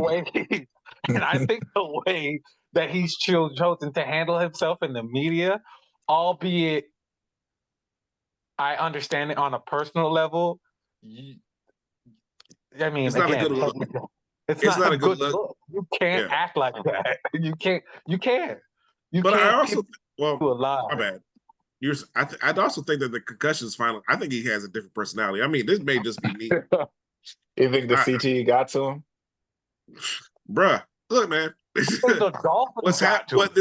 I think what this man has been through, on a personal level, on a familial level, on like a scrutiny level, from like being quarterback at Alabama, then being quarterback here, in a way that I think eventually you're going to be like, you have to make a choice. I think like Jay was kind of talking about it. I think that the way his personality has changed a little bit, and I think also too, I think it's starting to affect his family as well. I think that's why he's acted the way he has. You're always under constant scrutiny, justified or not justified. I get it. You gonna camp up. Anybody, yeah. No, this situation broke him. I mean, is it fair to him as a person? No, but hey, you're the quarterback in the NFL for a team who has put out godly offensive numbers, and then you guys come back a few years later and do absolutely almost nothing on the offensive end. Is that 100% their fault? No. I blame a lot of coaching. I think a lot of it is scheme. I think the offensive explosion you guys under Mike McDaniels the first 2 years was a lot of the scheme people weren't necessarily ready for, so you caught a lot of people off guard. Kind of like the Eagles when they went on their Super Bowl run. I told y'all that. I was like, that is 100% scheme why they're balling out like that. Not saying that they don't have great talent. That team is loaded with talent. The 2017 one or the one that just happened? The one I think the one that just happened. The one that just happened. I said it was 100%. I said the way they were succeeding on offense was 100% scheme, because they were doing a lot of things that the NFL hadn't seen in years. And I said that, and I said, watch, next season they're going to struggle, and they did the following season. I mean, they're a little bit back, but I think that's more to their talent. They're probably the most talented. They have some of the most talented offensive players in the league, in my opinion. Eagles. Go ahead. You were saying. They do, but I mean, I think a scheme and capturing that essence for a while. I also think about, like, when you think about the Rams, when people were thinking that Jared Goff was really good and they had Todd Gurley. A lot of those teams for Sean McVay brought in something that hadn't been seen. Now, LA is a really great team now, but they had a fall off 2 seasons after. You know what I mean? You'll only catch people off guard for so long. And I think when it came down to that, people were ready to scheme for Miami's offense or whatever Miami could do offensively. Tua fell flat, because guess what? There will be at times you have to throw the team on your back. And that is who I don't think Tua is. Now, granted, say whatever you want about his offensive line. He's had a shitty offensive line. You know what? You know who else has had a shitty offensive line for a majority of their career? Matthew Stafford. And he's a Hall of Famer. I don't care what anybody says. He had a shitty offensive line. Was he in Detroit for majority of his career? But people don't think about him less as a quarterback, because he's gone out and won games under shitty situations. When did Matthew Stafford become a Hall of Famer? Yeah, he didn't win games. Win championship. Probably when he started consistently as a champion. You can't say there were moments Matthew Stafford won games with the Detroit Lions that he wasn't supposed to. Yeah, because he had Calvin Johnson. Yeah, Calvin Johnson. Okay, but he still was the one that had to make the play. I think you're all right. And then Calvin Johnson had to make the play too. All right. I think the better comparison is Joe Burrow has shitty offensive lines, and he still wins games. And you know Nah, what? But That's yeah. also he has bullshit Jamar because Chase. it's bullshit because he doesn't win games. You know what I'm saying? So it's like, To a Super Bowl, albeit so long ago. oh yeah. Another comparison is Justin Herbert, who he succeeds with an offensive line. Oh my god! Oh wait, he doesn't succeed. So it's like it's. That's true. The Justin Herbert argument is just the eye test, though. I know it, Yeah, and I get it. and Justin but Herbert, that's the he looks argument like we've had on this podcast a lot. The eye test between the two Yeah. of them he because looks. since they Hey, got Justin hey, Herbert is Justin a Herbert, Joe right, Burrow, okay. they look great throwing the football. They do. I can't lie. They look great throwing the football. Like they look like the prototypical Hall of Fame quarterbacks. But the reality is, if you don't have stuff with you, a competent offensive line, you're gonna lose games. You're not gonna be good. You're gonna fold in a lot of situations, which Justin Herbert has, which Joe Burrow has. But it don't get magnified. You know what I'm saying? But they've had a lot of highs that have been higher than Tua, so I get them getting like the bail that they get. You know what I'm saying? But at the end of the day, when they have shitty offensive lines, them niggas don't win either. I So will say, Nick, I 1,000% agree with your point on the evolution of the game and how to maintain that level of excellence despite Yeah. other teams needing to learn how to capitalize on that. I don't think that's discussed about enough, especially within the NFL. And what the Dolphins had during that period was very revolutionary, and Mike McDaniel seemed to be like on Mhm. the cusp of, that cheat everything motion was related crazy. to. Mm-hmm. Right, but guess what? That's not gonna. It's gonna take a short amount of time for defensive coordinators to figure Or out how to catch up. stop Yeah. that, and it's gonna be gone, and then it's gonna. And so if you're unable, this is why I know this is probably I shouldn't say this on this podcast. This is why the Patriots dynasty is crazy because it lasted all of those evolutions and people literally trying to go out there and stop them, people But also, you're colluding to forgetting stop one part. They cheated. what. They cheated They as cheated. well. That's fair. That's fair. But Let's stop. They you acting cheated too. you acting like they're the only niggas that were cheating. There I'm were not No, I'm saying not they plenty. saying they didn't. weren't. I'm not saying. I would never say that. They were the best cheaters. All right, I don't know what to tell you. Well, let's be real. Hey, the cheaters If they still are the cheated. best cheaters, would they have gotten caught? I'm Say that. sure. Well, I'm sure the 49ers If are they were cheating. the best cheaters, they would have gotten caught. no, but the best cheaters are the ones that are able to get away with cheating and All right, still. look, And my thing with the Patriots, which is true, whatever like that. But if you got players being like, we had to practice, like we had to put like blinders in our practice facilities or like it's like Josh, come on, bro, that's that's crazy. fair. That's Yeah, fair. But that's I also, crazy. but Like when you have whenever people people saying say we have to cheating, do these things so they don't steal our plays, it's like you look, got to put a little bit of an asterisk there in terms of like how they revolutionized the game or whatever like that. And all they I'm still saying. won Super Bowls. I will say this, John. I think you're right when it comes to it. Now the Patriots were able to redefine themselves and Yeah. reinvent themselves every few They years. reinvented Yeah, they themselves. weren't Time and stubborn. time and time and time again. They That's weren't fair. Exactly. They were stubborn. not exactly. You're right about that. That's what I'm presenting is that hey, look, you're cheating, whatever. You're also winning, and you're revolutionizing the game, and you have an entire apparatus, 31 teams and organizations coming after you in order, and that's what you have. So it's what Philly's had, it's what Miami's had, it's what every team that's done something revolutionary. They're like, we need to figure out how to stop this tush push. We need to figure out how to stop this dynamic offense. We need to figure out how to mitigate all these things that are going on. And many iterations or many teams do not, the majority, 99% of teams Don't do not survive. survive it. They don't survive it. And so when you have like this Miami Dolphins team, of course, if Mike McDaniel isn't smart enough to figure out the next iteration or the next evolution about how to do this, if he doesn't have the right staff to implement it, if he doesn't have the right quarterback who's going to take responsibility and all, if his defense is all of a sudden like dying, like Jalen Phillips is dying, and now he's doing good on the Eagles with Vic Fangio again, He still has the like same problems. He still has the same problems. He can't finish but that. what I'm saying is like things are gonna like in order to maintain that level of excellence, you need so many things to go right. And not to say that Miami was even guaranteed to have that sort of longevity, as much to say is they couldn't even enjoy the fruits of their work in the same season. like Yeah. like it was a couple weeks Right. later, it's like, all right, He just injury went prone, left. and then before you know it, we're losing in Arrowhead, and we're done, and it's never going to come back. And Tua's going to start blaming other team, Brian Flo. Like all of these things are just going to happen, and so like it. I think there's a lot of credit to give to what they were able to create, but also to know that what happens to them happens to 99% of other teams as well.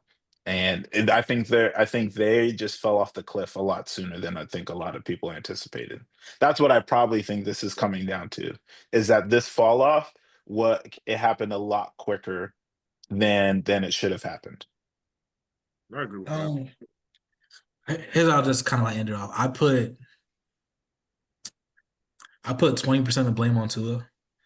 I put 50% of the blame on the GM.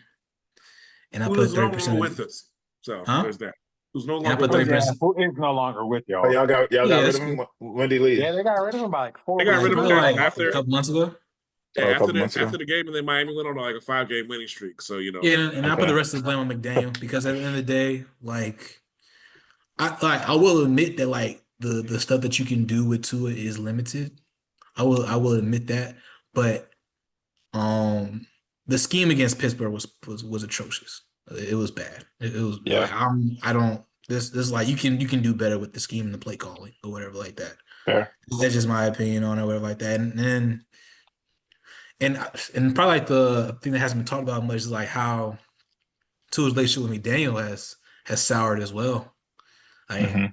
and hopefully we get a book about that in the coming years. But like McDaniel used to be his biggest advocate, and now he's just like, hey, bro, That's that a shit good was point. garbage. That's a That good shit was point. garbage. That's a good That point. shit was garbage. Like he But I legit mean, said, like, but like when you, I hear what you're saying. It's about Tua and Mike McDaniel. When it's good, it's great. But like it, I don't like. Let's say we get a book in the future. I'm not necessarily giving that book a lot of credit for you falling out with somebody when things were bad. I just no, think I think because I I think feel things like suck then it's and always a people. cure-all. no, because I feel like last year was bad, but McDaniel was still defending him. You know what I'm saying? And I get it's like That's new, fair. I That's get fair. this year was a new level of bad, but the way how because I've heard McDaniel after bad Tua performances, whatever like that. This was like it was really different this year. I think maybe because his job is now on the line as well too, and that creates like a different dynamic. Like when you're not worried about losing your job, whatever like that. Like you can write off a bad quarterback performance, like yeah, he'll be better next time. And to Tua's credit, he was better next time. Like there's always this joke that Tua has to get like that first interception out of his system, and then he plays like fucking Marino or whatever like that. But that didn't happen. That hasn't been happening this year. That's Like, fair. That's fair. So it's just like I think their relationship souring. If whatever Dude says, if this is really his last snap in Miami, that's probably more the reason why than Tua's bad play, in my opinion. That like McDaniel is not going to advocate for him no I more. think it's both of their last times in Miami. No, I No, think that's no. fair. McDaniel's already McDaniel's coming staying. back. He's coming back. He's coming back. He's coming Yes, back. he's coming back. He's already been given the vote of confidence. And so, I mean, And honestly, I do want to see. Well, that's the front office. I don't really have a problem with McDaniel coming back either. I don't have, like, bro. being I honest. do want to see I him don't with have the a problem with quarterback. it either. My thing is, if I was McDaniels, I'd want out at this point. There's just some type of curse. It does not make sense. And I Hey, feel look, first off, I'll say this: it could be some kind of curse, but it could be worse. You could be a Jets head coach. I mean, Fact. That's true. That's very true. so I think that's why. Made. But also, too, I think that one thing that when it comes to head coaching and when it comes to NFL, it's like I don't think you can be like holding out for like your dream job like you can in college and stuff like that. Like if you're a head coach, you want to stay a head coach. You have to get to a certain level where you can pick your job, basically. Like you're got to be an Andy Reid or a long time ago with Bill Belichick. That's not really true for him now, of course. But like I really think out of all the coaches, I think maybe Andy Reid's really the only one who I think could choose his next destination if he so wanted to. And even now they're kind of like people. Even now, Chief fans are kind of calling for his job this year. I'm like, y'all are fucking stupid. Like, but I think whatever. McVay could probably McVay could choose. Oh, my bad, McVay. I think I agree. I give you that. McVay's at that level, so he could, and maybe Kyle Shanahan too in the 49ers. I would have said Tomlin a few years ago. But yeah, it's just but there's so much negativity You guys know how I feel over about there. Tomlin, though. I don't like Tomlin. But I mean, look, there's something to be said though. How if you've been a coach 20 years and you've never had a losing record, in the NFL, like because we just talked about how things can go bad, how you can lose injuries, stuff like that, and somehow this man has always had a above 500 record. That division has been a mess for but a listen, good part of his listen, career, though. listen. Yeah, All and yet I they want, still finish over 500. Like, all I want in life is to be consistently mediocre. If I'm consistently mediocre, That's like funny. Tomlin, That bro, is funny. then That the is years that That's I'm funny. all I he's mean, great, it's I'm the saying. really truth. great. I'll That give But you is guess that, what? guys. funny. I understand that part, but That's I don't think funny. people understand how like it doesn't happen. No one's ever done that. Like the Steelers have only had 3 coaches in their career. It's None of impressive. those That's coaches ever did impressive. that. That's impressive. They all had In bad my seasons. They all opinion, had Wait, that's seasons where they that's were able to get impressive. funny. That is number one funny. overall Though. picks. That is funny. Bro, but But you know why? Because you can never say he fell off. What are you talking about? I fell off, dog. I've been doing the I'm same just thing. saying. I've been I doing the understand same that thing. Yeah, part, that's and then funny though. I'm not even saying that you're wrong and everything. It's kind of That's like funny. basically kind of how the Heat have become. Basically, it's like consistently That's funny. mediocre and stuff like that. But Yeah, yeah. We still, for made the play me, in. What y'all complaining about? I That's mean, it funny. is what it is. The Heat and But the at the end Bulls. of the The Heat day, and the I just Bulls think are always gonna be it's just not an the easy thing to last do. two. I'm just The saying, Heat it's and the just not an Bulls easy thing and to the do. That's why Hawks. I got to give him credit for that. I'm not saying it. I'm not saying it's like the best thing in the world. But I'm saying like you can always look at other teams that have been hotter and then colder for a lot longer, and be like, oh, but me and my Steelers, we've always been over 500. We've had years where But we've also, you know. and to a certain extent, it's also hurt them because they haven't been able to really improve as much as they probably would during the draft as well. But So that's that what's part. I guess what I'm saying is what's the bargaining chip when you go into those contract meetings? You're like, All they've had to hey, do is win 9 games. but what I'm saying when you do that, you're like, oh, we're 3 or 4 Well, pieces away from being able to get a But 11, when 12 6 of those games, games 12 are of win. lesser competition, Hey, what do you I mean? get what Like you're saying. I the get what Ravens you're are not saying. lesser competition. The I'm saying, Bengals but last. I'm thinking about over the longevity of his career. Over the longevity of his career there, that division has not been the best. The He's I been hear what Bengals you're playing against saying. division John if Harbaugh they the look out entire here, time. that's That's not cool. necessarily true. I Now hear the what you're Bengals and the saying. Browns, yes. So I'll give you 4 of those games. Yes, because the Bengals and Browns for the majority of his career was. But he's been playing against John Harbaugh this entire time. I think they came in. I think Tomlin's a year ahead of Harbaugh. Okay, so when Joe Flacco was there for majority of his career, are we saying those were They won a granted he won a championship Super with Bowl? it. They still had Ray It Lewis. was, I will say it was a competitive team. I will not say that his whole career there was a great team. But yeah, so I'll give you like they would split it most times because that's just how competitive they were. But I think you're also forgetting when Harbaugh first got there, they were going 12-4, 11-5 each year. That's flat because they had that defense. Because Ed Reed was still there. Ray Lewis was still there. That's true. The best All middle right. linebacker, the best safety of all time. So that's the Ravens. Like it's not 6 lesser games. The Ravens have always been on par with them. It's been the Bengals and the Browns, though. I'll give you that. 4 games, definitely 4 wins. Because at 3 different times, the Browns went 1-15, and 2 times they went 0-16. Yeah, they went 0-16. So yeah, I'll give you They that. did that twice. Oh, you're talking about 2 I think separate they did years, it. 1-15 and then 0-16. I got you. Yeah. They Crazy. won they won a grand total of 3 games, I think, over a 4-year span, if I'm not mistaken. Absolutely atrocious. Yeah, All so right. that's just. But I mean, all right. Well, moving on from that, I mean, what do y'all think is next? Do you think Miami tries to move up in the draft to try to get a quarterback? I don't want them to do that in this draft. We don't have any good. No. Here's the thing. I told y'all that y'all should have been working Quinn Ewers. I feel like there's a lot of opportunity for Quinn Ewers. I said that at the beginning of the season. I told y'all that at the beginning of the season. Y'all drafted him. Y'all know things were going south with Tua. I don't know what happened with Teddy Bridgewater, but now we have Quinn Teddy Ewers. Bridgewater backs up in Detroit. Yeah. No, Tampa. Oh, okay. My bad, Tampa. I was thinking Northwestern for whatever reason. But he hey, was there, and then all that stuff went down. Hey, look, we got Quinn Ewers. I don't see why we aren't investing in Quinn Ewers. I can see why we're not investing in Quinn Ewers. Why? He's exact same players. Exact same, right. Like the exact same problems you have with Tua, exact same drawbacks as Tua does. Bro, if you don't get your He's NFL more athletic than Tua, though. get some development A little going. bit more. He's a All little right, bit Nick. more. All right, Develop Nick. him. Nick. Develop all right. him. Let me ask you a question. Will he be more athletic behind the Dolphins O-line? Fair point. Because Tua was That's my athletic point, too. bro. I will say this. Tua was athletic at one time too. Yeah, Yeah, but then he was his, pretty bad. He didn't move. then he lost his hip, and then became an old man.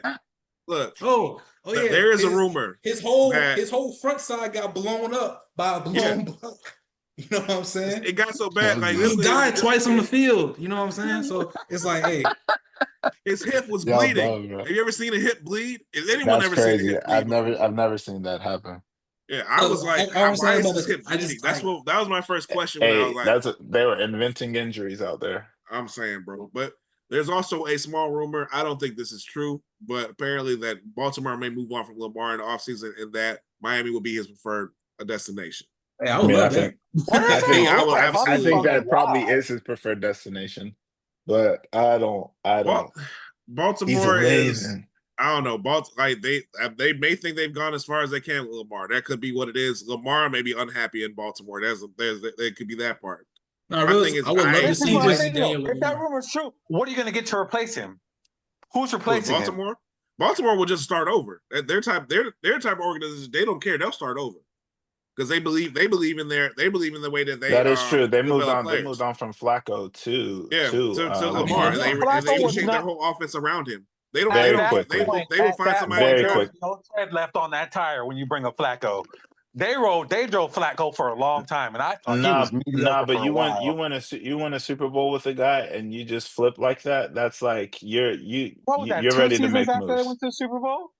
That's still like, okay, you call it tread on the tire. I'm like, look, He was atrocious those next 2 seasons. that's fair, Well, I suppose, but the they gave him switch that was contract. quick, and this They was a gave him that rookie. contract. That Ray is Lewis true. retired, and then they kind of they were. But This was a I'm trying to rookie that remember. they're like, hey, look, we're putting the keys in your hand. Let's go. Yeah. And they're like, all right, bet. Well, we're now going to reorient everything that we do to make sure that you're If successful. that would be a mistake. I just don't know. I mean, they're having a down year this year, but like to blow that up is I don't know. That's wild. That's the thing. Baltimore will do it. They would have no problem. They would probably have to release Derrick Henry if they do that, and which Baltimore There's no will way blow it they up in a could. minute just to reset, and they will probably they'll feel they come back stronger than before. So I don't know what happens with Harbaugh in that type of situation. I don't know if Harbaugh. You know what? If they make the playoffs this year, this is the perfect year for them to make the playoffs because then they're the hunter instead of the hunted. And I Very think true. they could probably do Yeah. a lot of I mean, noise if they end up making the playoffs. Josh is right. We're saying all this, but the Steelers and Ravens play for the AFC North on Sunday, so Yep. or Saturday. No, Sunday night. I seen the tweet that like if Lamar doesn't play on Sunday, he's never playing for the Ravens ever again. That's why I seen Where that did tweet. y'all hear this? I have not heard that. It's I actually been haven't going heard around that the last either. week or so. Yeah, because But they he's been just hurt. gave I him don't, his know, contract. I don't believe Isn't it. he- It's like, bro, I just don't believe that a franchise would trade a future Hall of Famer because he had a down year because of injuries. So Well, I mean, I just don't believe it's hard to we've seen crazier things happen recently. That's true, but that would be like legit. It's a like, crazy time. I'll say that we've seen it. It's a crazy time to be a Hall of Famer. But yeah, we've seen it Yeah, that's from like franchises we don't really believe in, but from Baltimore, usually it's supposed to be a high end franchise. You would think that wouldn't happen, but All right, well, we'll move on from that. Who knows what's next when it comes to the Dolphins? We'll see. This will be at best we will finish 8-9 this year. So, all right, national news. What has y'all reaction been to the playoffs so far? Do you think there are changes that need to be made to make sure they actually get the 12 best teams? I'm referring to the group of 5 teams, the group of 5 games. So I'll go Nick, Ajack, Josh, then Jay. I think there needs to be some sort. Okay, so let's just get to the nitty gritty of it, right? Mm-hmm. People are saying that the G5 shouldn't be in the college football playoff, that they should have their own separate playoff, is what a lot of people are preaching. Pate is preaching that, right? My whole thing is, if you do that, you're no longer treating them like they're Division I, right? I agree with that.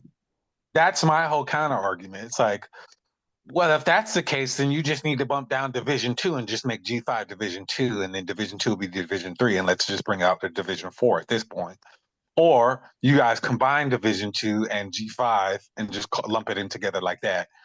That's the only thing that, in my mind, would make it fair. I really don't think that there needs to be some slight tweaks. I don't think we need to grow this any bigger. I actually would have preferred to keep the playoffs around 6 or 8. I actually don't like it at 12.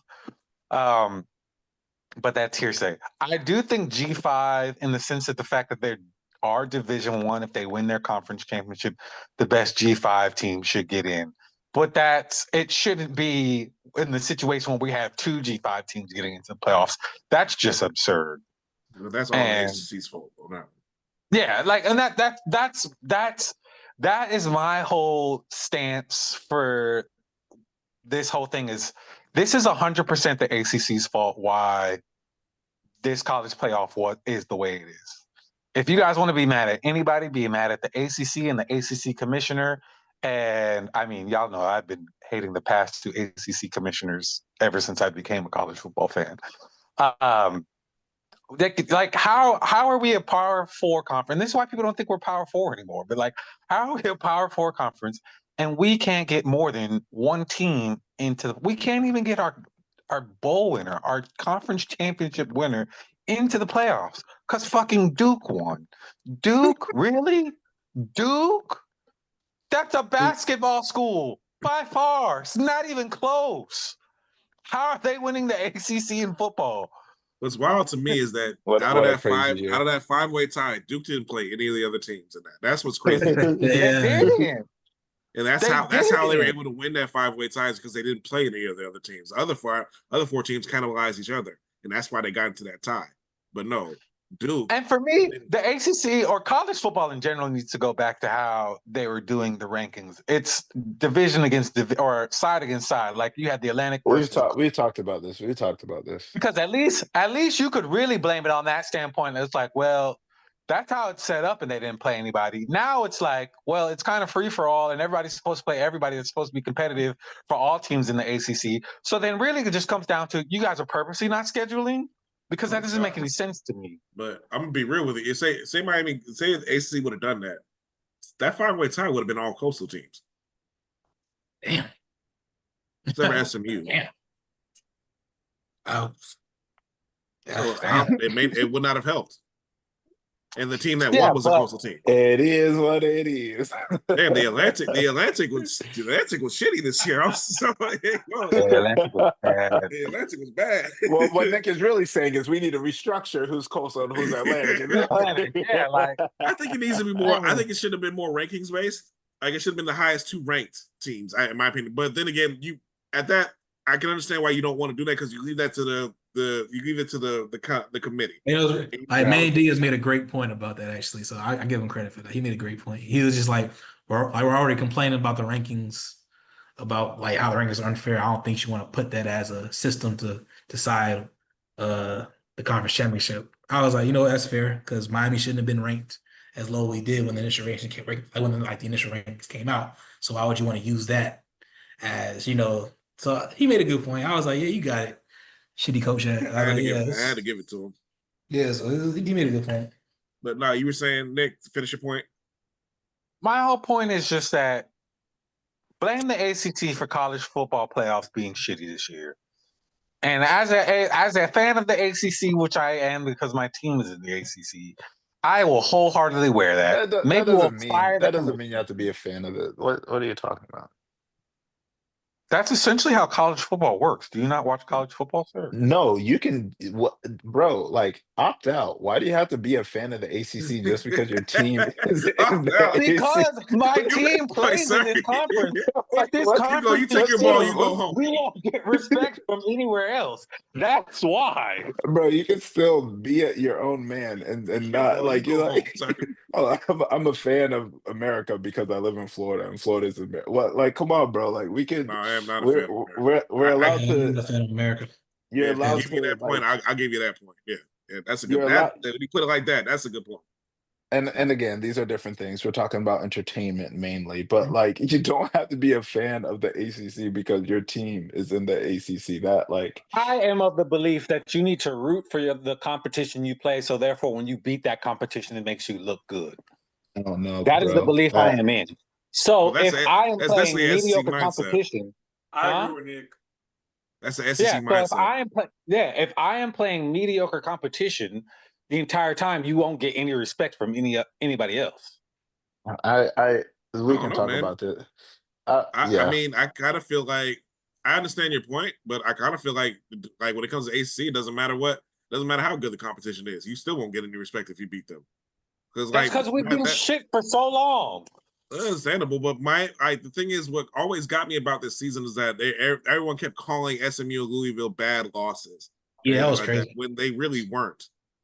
They were good teams who were ranked for But most of the season. people don't look at the nuance of like winning games and losing games. Like, again, I'm not here for moral victories or anything like that. But at the same Those are minor time, league coaches. it's when you simply look at a loss as a loss, like it takes away from, oh, okay, it was a Friday night game, or it was on the road, or many other factors that play into like how losses happen. And then it's all, well, there are AC, like I've always said, like who, like when Vanderbilt was at the bottom of the SEC, they were like, oh, but they would go and run the table in the Big Ten or in the Big 12. I'm like, no, Vanderbilt's a terrible team, they're just because they're terrible. It doesn't matter.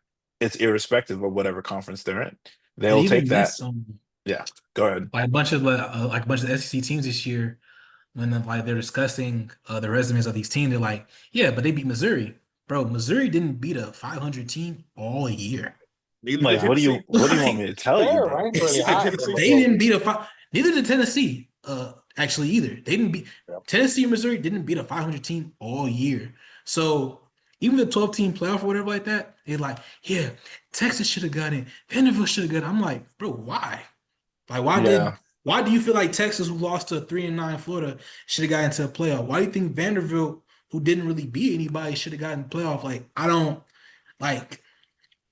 No, I'm gonna be honest with you. No, like I think BYU deserved to get in. I think Notre Dame should got in. I don't think Texas and Vanderbilt should have even been in discussion, in my opinion. You want to be really honest? I don't think it should have even been discussion.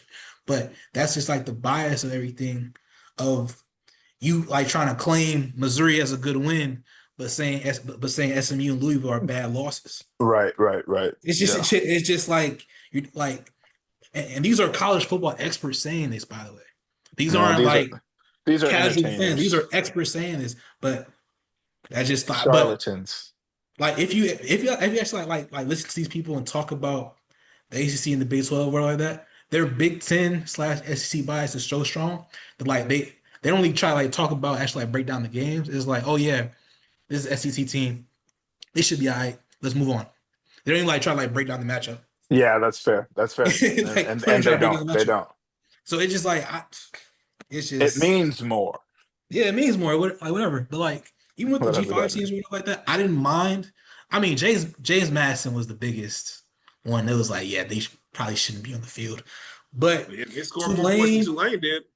Yeah, but I didn't mind Tulane being in there because I felt like Tulane, because they beat Duke. You know what I'm saying? They beat a P4 conference champions. So it's just like it's not really, I can't really say they don't deserve to be there because like they beat a P4 conference championship team. They beat somebody that should have been in the playoff. So I mean, we knew, but we also knew all season that the AAC champion was going to be in, whether it was USF, Memphis, or Tulane. So true. That part I don't have a problem with. James Madison is always going to be that argument, but like Nick's right, it was all on the ACC on that. But I just think blame the ACC.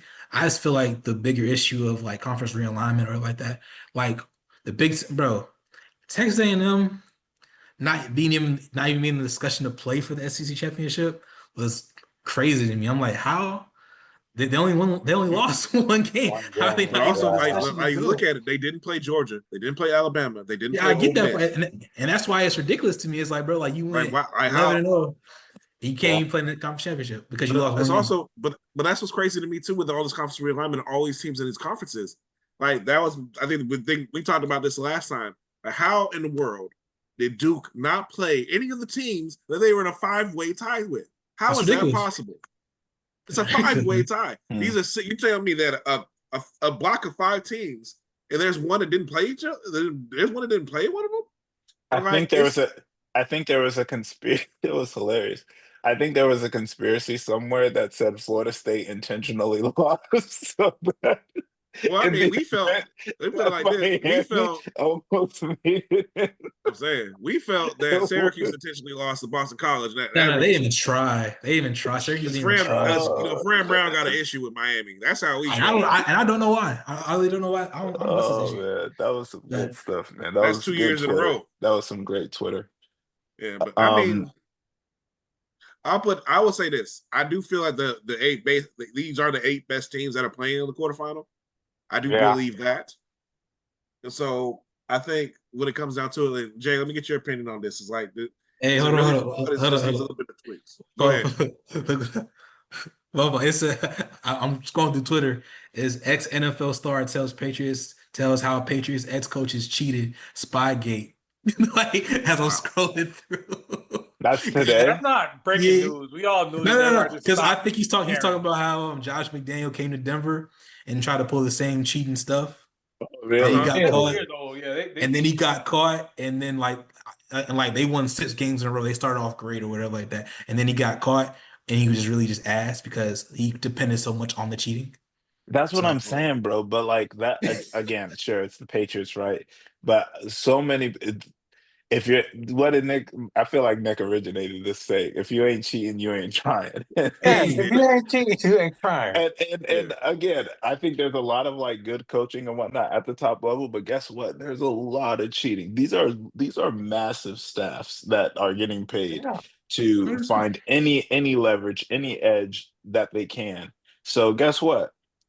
Sometimes you're gonna have somebody that's gonna come in and start filming when they shouldn't be filming. That hey, bro. Jacksonville somebody should have paid me to be in Jacksonville. I was up at training camp. They should have paid me. I would have found the perfect spot, had a camera tucked in my breast pocket, had one over the shoulder. Like we good, we cooking. And Hey, the look, hey, look. At the end of the day, bro, like it's the reason why Nick Saban retired. He couldn't cheat in peace anymore. he You know what couldn't I'm cheat saying? in peace. He couldn't cheat in Can I peace just anymore. pay my players a piece?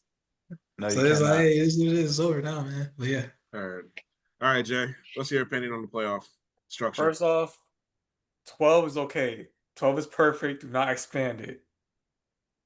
Like, Yeah, they really don't need to go bigger. That'd be yeah, absurd.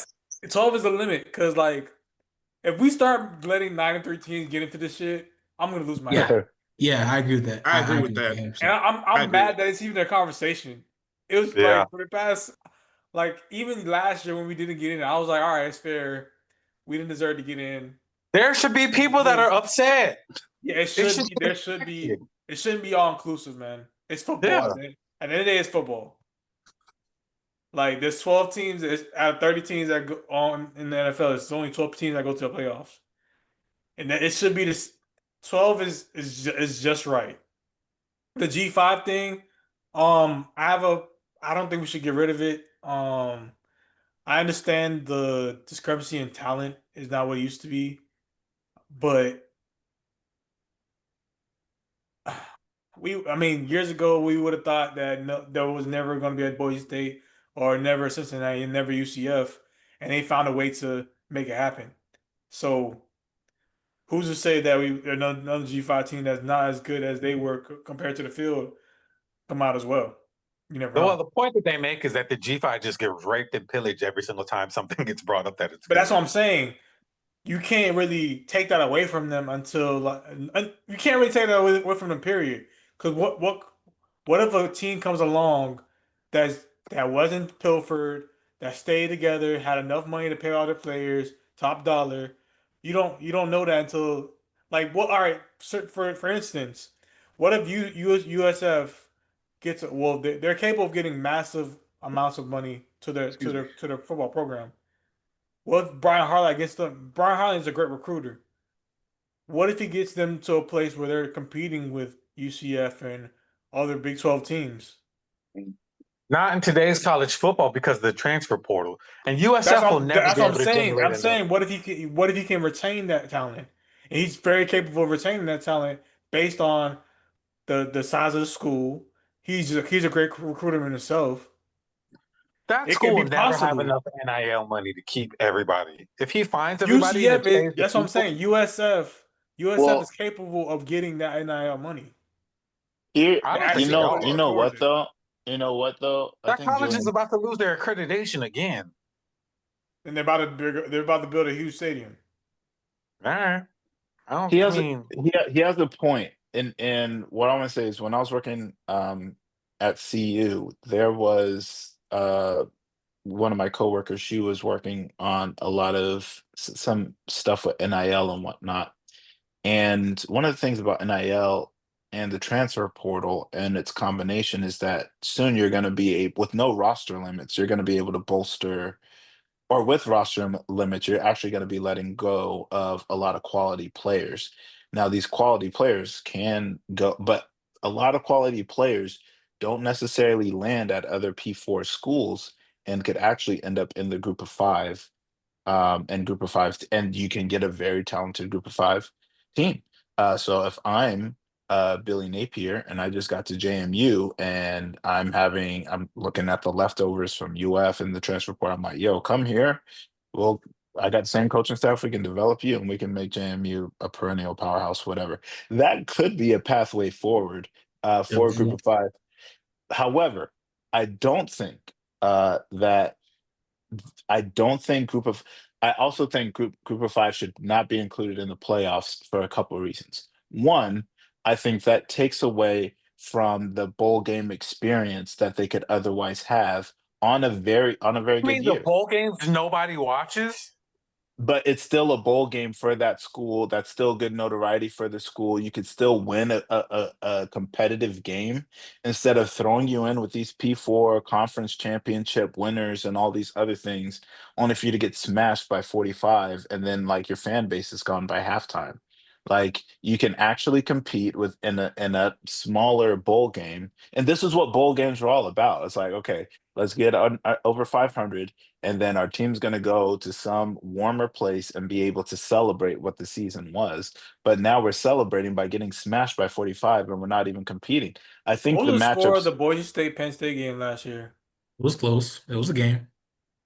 That's It what I'm was, saying. We're it was a game. discounting that it can be possible. Like this can great. happen. Boise State to me is a P4 school, but like that's neither here nor But They're there. not they because are they're group of not. five. They're not What'd you because say?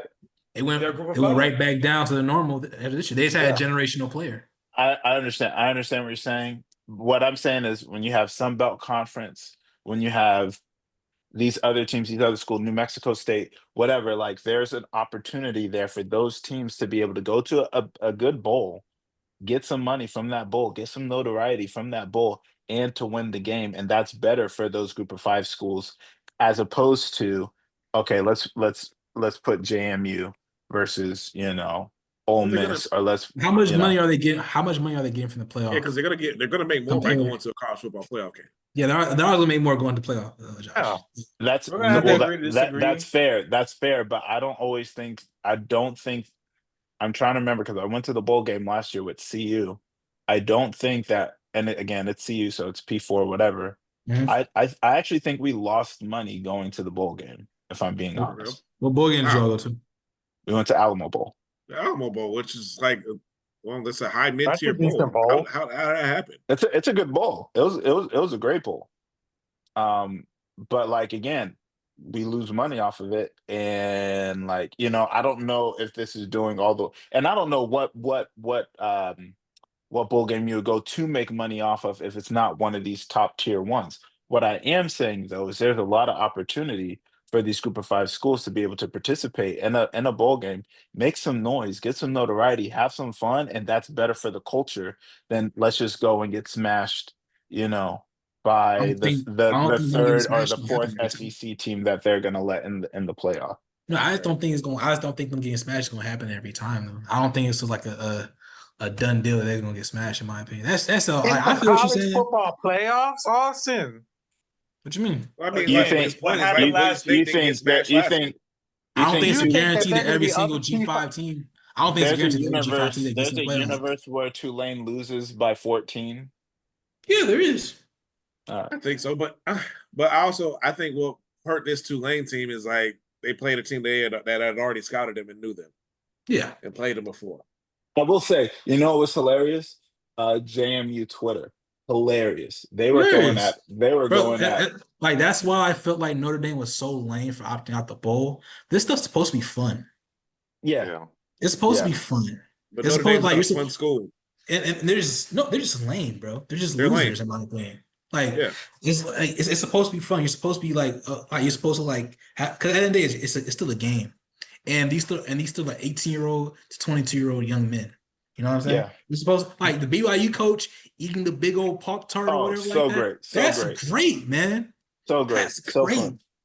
So like, oh yeah, like Notre Dame fans tweeting out, Bro, oh, did if Marcus Freeman did this, I wouldn't know what I would do, you know bro. what's so funny when those announcers for the Pop Tart Bowl is like, I think you missed them by a couple sprinkles.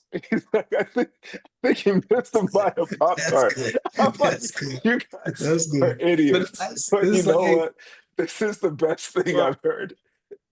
Okay. this is I like like I that. just don't. I just don't. Well, I get that I opinions, and I appreciate it all. But let's get into the Notre Dame of it all. Like I don't think we've heard from you on this, Josh. Their reaction to not making the playoff, and then also this announcement that as long as they're in the top 12, they're going to get an automatic spot as if they won a conference championship. Do you have an opinion about that, Josh? Plenty. Plenty. I'm not like everybody else here. I have some respect for Notre Dame and the culture. Yeah, And because I have Why? none, and I will reiterate that. I'm sorry. I didn't mean to interrupt you, but Did I not that- send you that video last night, or was that just y'all? I don't just know who us. you sent it to. But you can send it to me, and maybe I'll change my I opinion. thought it was us. Probably But not. but They all got that you. being said, I hate the energy that Notre Dame has given off for the past couple years, especially when it comes down to situations like this. I think they rely too much on their donor base. I think they rely too much on their history. That's far be it from me to tell them their history, but also to know that in recent history, you guys haven't been you guys haven't been them. You haven't been him yet. Like you just haven't. And I am frustrated that they can change the landscape in a way that, or they can affect the landscape in a way that isn't really good for football. As Austin was saying, like going to a bowl game should be a celebration. It should be fun. Should be a good time. Florida State missed out, a couple years ago. We pouted, but guess what? We went and got our butts beat by Georgia the right way, and it is what it is. Like that's it. I'm not mad at Florida State for doing that. I'm like I respect them. I respected the players for opting out and all that. Like it just is what it is. This is a part of football. But like you're trying to change the landscape and say that, hey, unless we get a spot in the playoffs if we're in the top 12, like that's terrible. I would Yeah. hope I want to see the collusion paperwork in which the college football playoff committee is acquiescing to something as ridiculous as this, meaning But they could it's not lock like they it's could lock unprecedented. It's not I'm No, sorry. that. It's they not that they had this crazy. exact They deal. had it set up for them before. Yeah, they had It's this what in it the was with the BCS era. BCS. Yeah, But 10 go ahead, wins, Josh. they had it you this get way BCS game. when it was in the BCS as All well. they needed was Yes. 9 Watch wins. that video I just sent you, Josh. It's Yeah. wild. Okay, but All they needed was uh, 9 wins, and they could get into the BCS. But go ahead, Josh. I mean, again, yeah, I think that's terrible. I'm not in agreement with it. However, Notre Dame, if you're looking out and I'm a mental health professional. I've worked in They need it. athletic departments They before. need it. I can They need it. I can do a lot of good work. I can show you my track record. But But like go ahead. I don't think that's good for college football. I don't think that's a good precedent. Other teams can't leverage it. Other teams can't use it. I mean, at the end of the day, I think we come harder at SEC schools for some BS that Notre Dame in actuality gets away with and they're able to do because they're Notre Dame by virtue of them being Notre Dame. Now, do they This is bring in why a I lot go of so money and a hard. lot of viewers? Yes, they do. But like the integrity of the game is just not. And I like Marcus Freeman, I but do too, actually. he's put in a lot of enhancements in that hair, and I Oh, need bro. my guy to just Let it let go. it go. Let it go. I Let it love you, my brother in Christ. I love you. I want you to do well. I want you to succeed. Get them enhancements out. That's all I'm saying. Hey, to his credit, it be raining and them enhancements still stay up. Yeah, he got the waterproof joint. It's Yeah. like, Yeah, hey, he do. bro, he Doesn't got it move. on, man. He He got doesn't it on. move, man. I respect I him, get- man. but I can't. hey, Hey, those are very good points. And like for me, y'all know how I go hard against Notre Dame. And for me, my goal, it's not even so much. I don't want people to hate Notre Dame as much as I do. I want them to see Notre Dame for what it really is. That's fair. That's all I want. Like I want them to have the facts. This deal they had to BCS, this deal that they have worked out with the college football playoff. I'm not mad at USC for saying we're not going to play them anymore because of this. But even though Notre Dame is coming out and saying that, like for me, it's Yeah, like both it's an sides unfair blame each other. advantage. yeah, And both they sides don't. blame each Yeah. other. That's weird. Yeah. And the problem with this is like what I did my editorial on them a couple weeks ago too. They don't take chances. They don't risk anything by not being in the conference. You're right. They You're have right. You're right. You're right. And the whole deal they made with the ACC to play them, but to not. To me, it was like Bro, I kind of it was kind of this like half in, half out. It's self-serving. But they and beat like the is. teams for them that to they come beat the out teams they play. and like and I get it in a way from Notre Dame's perspective, but for them to come out and completely blast the ACC after all the ACC has done to help them out Nah, and you can have The have them it, bro. ACC has You can saved have it, them. bro. You I can know, have it, bro. time and time again. You can have all of that, bro. So Like that, yeah. this was my reaction to it too. I was like, okay, go leave. By all What- means, break what- your contract. The Big You 10, want- the you Big want us 12, to- SEC will not do what the AC has done for them. Oh, absolutely No, not. absolutely Maybe the Big not. 12. Absolutely Actually, not. no, the Big No, the Big 12 came out and they ain't and, like that shit. yeah, the Yeah, he Big said 12 he didn't like commissioner didn't that. like what he did. So there's no way he What- does that. What Go are ahead, y'all Josh. angry about? That the person that's actually committed to the ACC we lobbied for to get into the playoff, and the team that's half in, half out, like.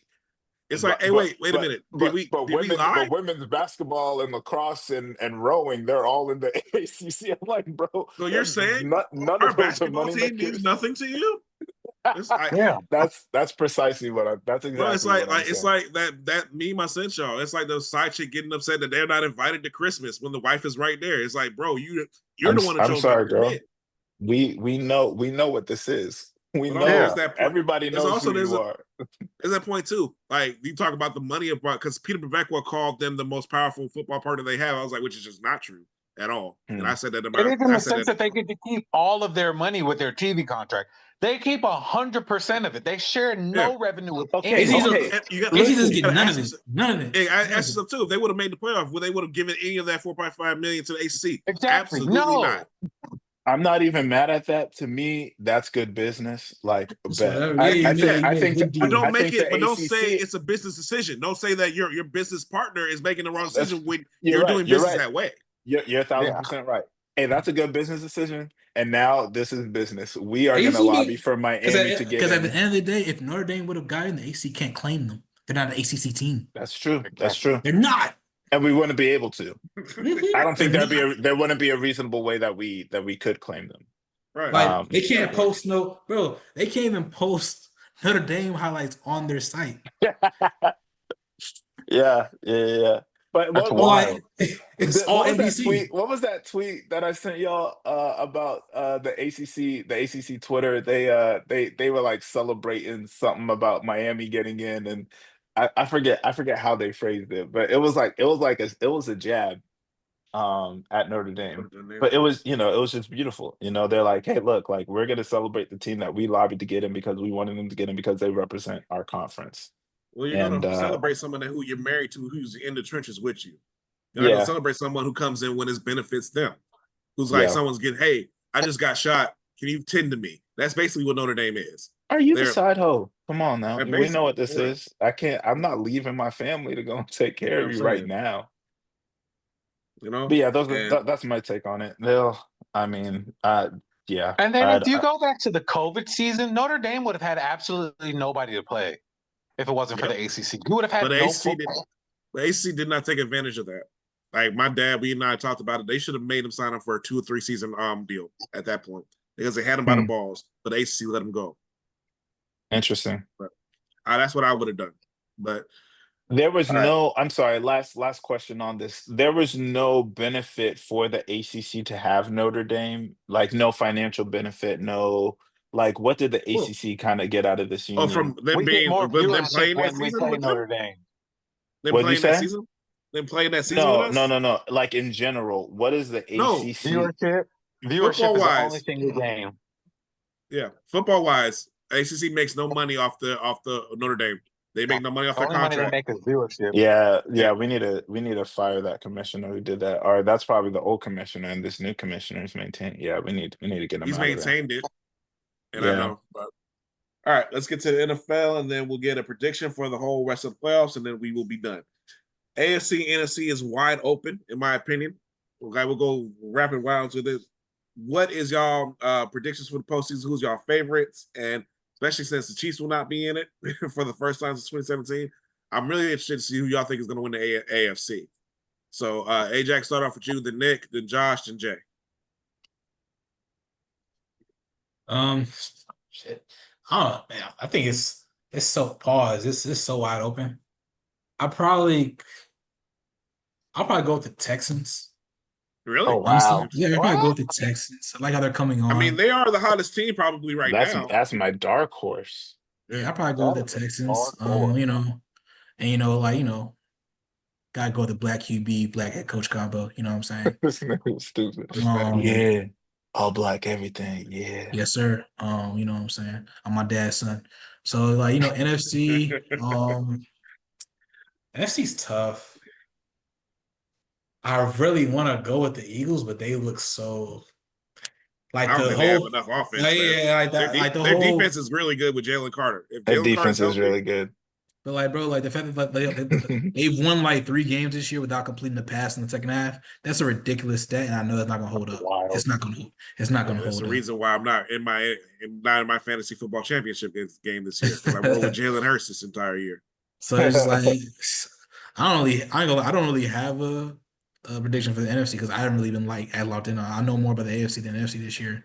I see the 49ers coming on, but I just despise that whole setup. So I won't even give a prediction for the 49ers, but I got the Texans for the AFC. That's crazy, but not a bad pick. Jay, Saw, what you got? Man, this is a crazy year. In the NFC, I don't know why. I do know why. I think I just like this team and think they can do well in the playoffs.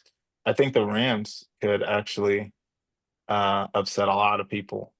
And yeah, I think Chicago's good, but I think they're too new and too fresh, and there's still a lot to be figured out, but they could probably win a game. I think Seattle to me kind of feels like the Vikings of old, where they But the play Vikings of just last year. the Vikings Yeah, that same just had quarterback. Sam Darnold. That man got. I'm sorry, that man got lucky last Thursday. I don't care what anybody says. I can't say it's luck this time. He seems to know what he's doing. No, man, he could threw adjust it like a 3 bit. interceptions, and that 2-pointer that where Hey, literally look. it was fumbled forward. That's luck. That Look, 2-pointer was luck. I got you. But what I will say is That last drive was the good. quarterbacks are evaluated by a lot of things, but it mainly comes down to, are you winning games? And Sam Darnold past 2 seasons, the man has won games. So I'll give you that. It's like he had to and leave New York or something like that. It's crazy. it's like it's the only way you could succeed is if you get off the Jets. All right, Jets is a black hole, bro. AFC, I paid a lot more attention to because my family are Jaguars fans, and I'm sort of on that boat right now. I just think I like the way that they're playing. I can't give it to anybody else. I think I like the way the Pats are playing, and the way the Jags are playing. So to make my parents happy, I will say that the Jags. Hey, I'm never gonna disappoint Jackie Salter as long as I live. Never gonna say anything to disappoint. Make my mom. Anyways, I'm gonna go Jags. I think all these teams the Jags have already beat, and I really like Liam Cohen. I think he calls really good games. I think he knows how to maximize the potential of this team, and he knows how to outcoach other teams. I mean, the way that they went to Denver and beat Denver was not easy. That was surprising. No, Josh is absolutely right. The Jaguars have actually beaten most of these teams, and it's been crazy. You wouldn't think so, but they have played really well this year. It's been surprising, but yeah, and I trust more so than just that they've already beaten them. I trust like how Liam Cohen prepares for these games. He's very cerebral, but he's Jacksonville also has overachieved all season. who Jacksonville's overachieved. I want to say that, but You're right, like Josh because is they were right though. terrible. The top teams they beat San Francisco. They beat. I think the only top team they played they haven't beat was Seattle. Like it's not easy to go up into Denver and win either. Well, Denver had won at that point 10 straight games. Denver is hot. You know bro. what this is feeling like? You remember that time Pete said when Carolina was going that Super Bowl run, they went to the Super Bowl, and Pete was like, "They're going to be terrible last year. They overachieved all season. They don't deserve to be here." Jacksonville's going to do diddly poo next season. Watch, Bro. Nobody's talking about next we're season. talking about We're this talking season about right the now, and that. playoffs Think right about now, that bro. Carolina team. That Carolina team went to the Super Bowl and should have won that Super Bowl. If every other metric that you measure football would happen, I'm just saying If there's Cam some Newton crazy would have stuff fell that on would that happen in that football. game. Yeah. But yeah, I mean, maybe again, we'll see, because next year will be year 2 under Liam Cohen, and we'll have to figure out how, and again, like we You talked have to about earlier, adjust. the You have way to that adjust. the game evolves, people are gonna be out for the Jaguars number. So, I mean, yeah, I think, yeah, as Phil said, we've beat all these teams. So, Easy to beat a team twice in one season. But what I'm saying is that I believe the coaching, the game plan that Liam Cohen can have, I don't see them getting embarrassed. That's and if they get embarrassed, I'll be like, oh, it's crazy. But the way that this I team think is playing right now, they also could beat anybody. I think the way the defense is played, I think that defense travels, and the defense has been opportunistic, and part of it is they get to the quarterback as well. Mhm. I really like that linebacker. The only one who has, I think, 5 sacks and 5 interceptions or whatever. I forget his name. Oh, Lloyd, Yeah, Devin Lloyd, I think. Yeah, the fact that he's not on a Pro Bowl is an absolute travesty, in my opinion. Yeah, But I think he probably will be if there's like an injury thing or anything like that. But he had that 99-yard interception. Jordan early Brooks in is the season. first injury replacement at linebacker. Yeah. Oh, okay. But I think the Jaguars are a team you have to watch because of they've beaten a lot of these teams already. So Yeah. Jay, get to you, and then Nick, you'll finish us out. I would say for the NFC, I'll say the Rams or the Seahawks. For AFC, I'm gonna have to go with the Bills. Oh, not the Bills, man. Why? I mean, Josh If- Allen if- will if- not if win not as this long year, as he never. is still. Then never. If not this Let's year, go never. with never. I'm cool with never. I don't want Josh Allen to win anything. I mean, I just he's already don't- won at life. I don't trust Exactly. the Texans. Having a baby with Haley Steinfeld, man, he's won. Tired of I this don't trust shit. the Texans. I don't It's trust. it's a wrap.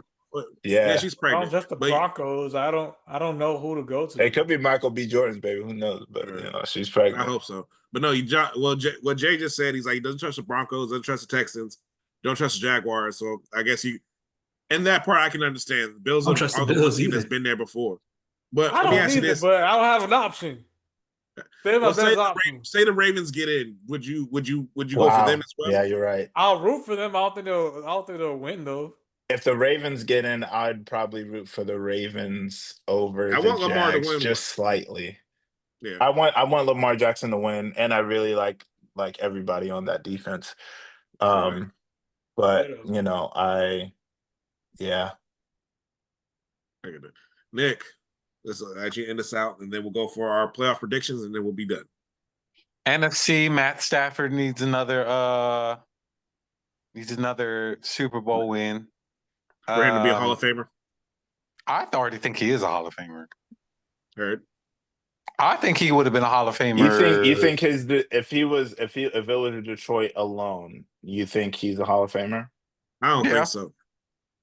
I think Detroit You alone. know why I don't think so? Because he literally needed these 4 years in LA to get to a 500 record as a QB.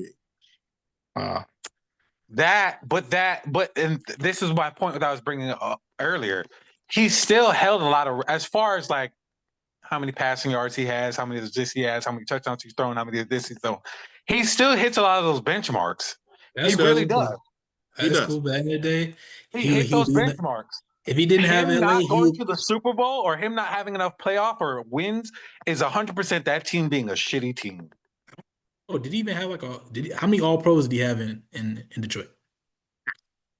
All pros? I'd have to look that up. He must have had a handful. Maybe no. Not a handful. I think maybe one or two because y'all are forgetting he was in the same. He was playing against Drew Brees as well.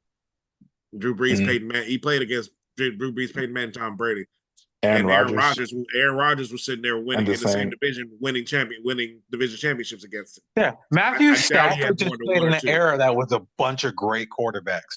Yeah. Now, I will admit that him going to the Rams is helping his case for sure. He definitely wouldn't have been a first ballot Hall of Famer, probably not even a second ballot Hall of Famer. All right, I'll tell you. I'll be honest with you, Nick. He only had one Pro Bowl while he was in Detroit. Really? Is all No, pro all and pro. Pro The Bowl the same he was thing? he was in the same No. conference as Aaron Rodgers and Drew Brees his entire career, and Drew Brees was throwing for more yards than he was. Yeah. That's true. If he didn't have LA, like he would be a hood Hall of Famer. Not really, but not the true Hall of Fame. He would have been a legend in Detroit. Hey, we appreciate him out here, but We appreciate it. No, bro. but I think He one was thing that great. also helps. Yard. I do think that one thing that's helped is like how Kevin Johnson spoke about him in his Hall of Fame speech. Yeah. Like he was like, "Yo, man, hey, you were with me the entire time with us going through that and everything." But for me, what sticks out though is like him throwing in the triple coverage and be like, "Calvin can get it," and Calvin going getting it. You can say that, but then I also think about the team where he had Marvin Jones Jr. and he had Golden Tate. He had Golden Tate too, but he also had he had like 3 good seasons and he fell off the face of the earth after he went to the Giants. They were calling him Mini Megatron was his nickname, something like that. But anyway, he had some great seasons there too. Like offensively, his game was good. That team just sucked Manningham? ass. Huh? No, not Manningham. It's not Manningham. He just played for the Giants. He didn't play for Detroit. He didn't start off. God, no, I'm gonna remember it when I'm like sitting in bed tonight, and I'll just text y'all the name. Yeah. Whatever. What is his name? But yeah, he Megatron. Fantasy teams. Yeah, they gave him like some small nickname like that or something like that. But yeah, no, I get where you're coming from, but it's just I guess for me it's just I don't see it as clear cut as that for him. But I think with these LA years, definitely. Nah, I mean, obviously, who's even to say that his career would be this long if he was still with Detroit? He probably would have got hurt. Roy Williams? You're not talking about Roy Williams. No, Roy Williams was ass. That's not him either. I actually like Roy Williams. His name started with a G. Or his last name started with a G. What is this man's name? Galladay? Yes. I said that shit like 3 times. My bad. I didn't hear you. Galladay. Yeah, Kenny Galladay. What's his name? Kenny Galladay. Kenny Galladay. Yeah. He had like 3 good seasons with Detroit. Got a big contract with New York and fell off the face. Yo, he totally just sent. Yo, it's like sometimes you got these big contracts and they just like stop. I do not remember him. Well, no, that's I'll a say thing. Matthew That's a Stafford made him. Yeah, he did. Oh no. So like I'm not saying that Matthew Stafford didn't make lesser receivers. That's not my point. My point is that he probably played with the most talented receiver ever. And that I think a lot of that is like his biggest moments are passes to him. But also this needs to be said too. 3 of the best receiving seasons of all time were with him as a quarterback. So I have to give him that as well. With Calvin Johnson, with Cooper Kupp, and now with Puka Nacua. Mm-hmm. That's So he's a Hall of Fame quarterback. So, I mean, I say he needs the LA years for him. That's just my point. I don't think if he was a quarterback that orchestrated that triple crown. That's crazy. I think if his career ended in Detroit, I don't think he is because of the winning record. Georgia, Miami. He's Oregon, probably never mind. It's probably more Cooper Kupp. Okay, let me ask you this. You were saying the Rams. What are you looking for in a school and a program? Kirk Cousins is an all-Christian quarterback, mediocre Hall of Famer for sure. And so is Kyle Orton. The literal definition of average. But Nick, you were saying the Rams for you to get that another one. Yeah. And so then the you Rams, got an AFC. It's It'll hurt my soul, but it'd probably be the Patriots. Why? Let Oh, my me get why soul. on that one. Drake May is balling out right now. Vrabel's got them boys humming right now, and their defense is good. It pains me to say that because I hate the Patriots. But I wouldn't be surprised if they came out of the playoff spot. I also just think that they've had I don't think their road will be that hard. Let me see. If they end up winning, They'll be the 2 seed, basically. They can still be the 1 seed they'll be if the 2 seed. if Denver Their loses. hardest team that they'll play, in my opinion, now mind you, this is my opinion, the hardest team that they'll play is Buffalo. Right? If they get past Buffalo, which you could get, because Buffalo's dropped a lot of games this year. You get past Buffalo, then you got who's gonna be who'll be the 7th seed? Like because Buffalo's the 7th seed right now. Buffalo 7th seed? Yeah, as of right now, it'd be Buffalo with the 7th seed. Oh damn.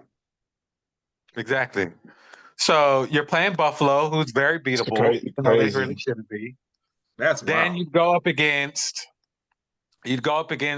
either the Chargers or Jacks or the Jacksonville Jaguars. Both of those teams can be beaten by Wow. Crazy. Yeah, the Chargers are giving up over 5 sacks in 6 of their games this year. Exactly. And then Houston's going to be Pittsburgh. Then Denver will be Houston, possibly. So you think Pittsburgh's going to beat Baltimore this Sunday? Then you just have Houston as your dark. I'm just going it based off of like if the playoffs are solidified right now. Heard. It's solidified the playoffs right now. Pittsburgh's in the 4th spot. Houston will play Pittsburgh. Houston beats Pittsburgh. Then Denver's the 1 seed, right? I think Denver beats Houston, but Denver's lost a few games lately. Then I think the Patriots could be Denver. So I mean, I don't think it's it pains me to say that, but I don't think it's impossible. Maybe it's definitely the hater in me. That's what I'm definitely like. Let me preface this. It's definitely a hater in me. I don't believe in the Patriots, but I also don't want to believe in the Bills either.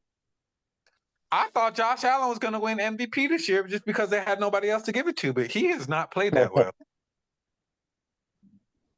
Hey, Drake May's probably going to win MVP. Oh shit, Drake May's probably going to win MVP. I thought it was ludicrous when they were saying that halfway through the season. I was like, "There's no fucking way." I said, "Josh Allen." He just got his first 300-yard game. He just got his first 300-yard game, like just this past week. That shit is wild to me, man. I'm not saying I like it, but I think this is a very strong reality. Unless they gave MVP to Matthew Stafford just because. I thought he was getting it. I thought he was getting it, but I guess not. Me too.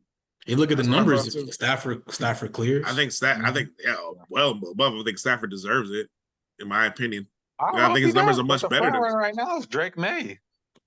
It shouldn't be, but even though I know you're right though, but I guess and now I think they're not even the Rams are. I think they're not even possible to get the number 1 seed anymore unless I think they even if they win tonight because apparently it's going to be between the 49ers and the Seahawks next week. Whoever wins that game. So that sucks. But all right. Anyways, okay. Let me get y'all predictions for the CFB playoff. Who do y'all have winning? Or let me ask you this: who do y'all have winning quarterfinals, then the semifinals, and your national champion? Jay, let's start off with you. Then Nick, then Josh, then Ajack. So all y'all finna say Miami. So I got Oregon. Probably. That's why I'm trying to get variety in where we go. So, but we'll see. Jay. I have Oregon. I have Oregon, Indiana, Georgia, Miami. Then the semifinals is Oregon, Miami, then Miami. Heard. All right, Nick. I got Georgia winning it all. All right. So who do you have between Oregon and Texas Tech? Oregon's gonna lose. Texas Tech's gonna win. Okay. Then you have Indiana beating Alabama. Ooh, I like it. That's a toss up to me. No, I got Alabama winning that game. So who do you have between Texas Tech and Alabama? That's actually a pretty good game. I haven't seen enough Texas Tech to say, but I also don't want to say Alabama. But it'd probably be Alabama. So you're saying you see a Georgia. So I'm assuming like with that you have Georgia beating Miami, of course, it's semi. So you have Georgia Yeah. and Alabama playing again the rubber match for the national championship. Unfortunately, yeah. And you have Georgia coming out. Yeah. All right. Unfortunately, yeah. All right, Jay Salt. Man, the variety in this playoff is crazy, man. Right? It's a crazy year. It's not really as is. crazy as 07 was, but Because I it's Yeah. can't say it's Alabama reaching deserves it. I just think No, Alabama's Alabama doesn't deserve to be in, but but they're matchups yet again, here but we matchups go. also go into it. So I can understand Yeah. you saying like, Alabama has all the tools to beat Indiana, in my opinion. Yeah, It but doesn't necessarily mean no, and they can. I don't think they've been consistent enough for me to see that definitively that Alabama will win. As opposed to, I think Indiana has I mean, their wide receiver core, at the very least, what's his name? Omarion Cooper.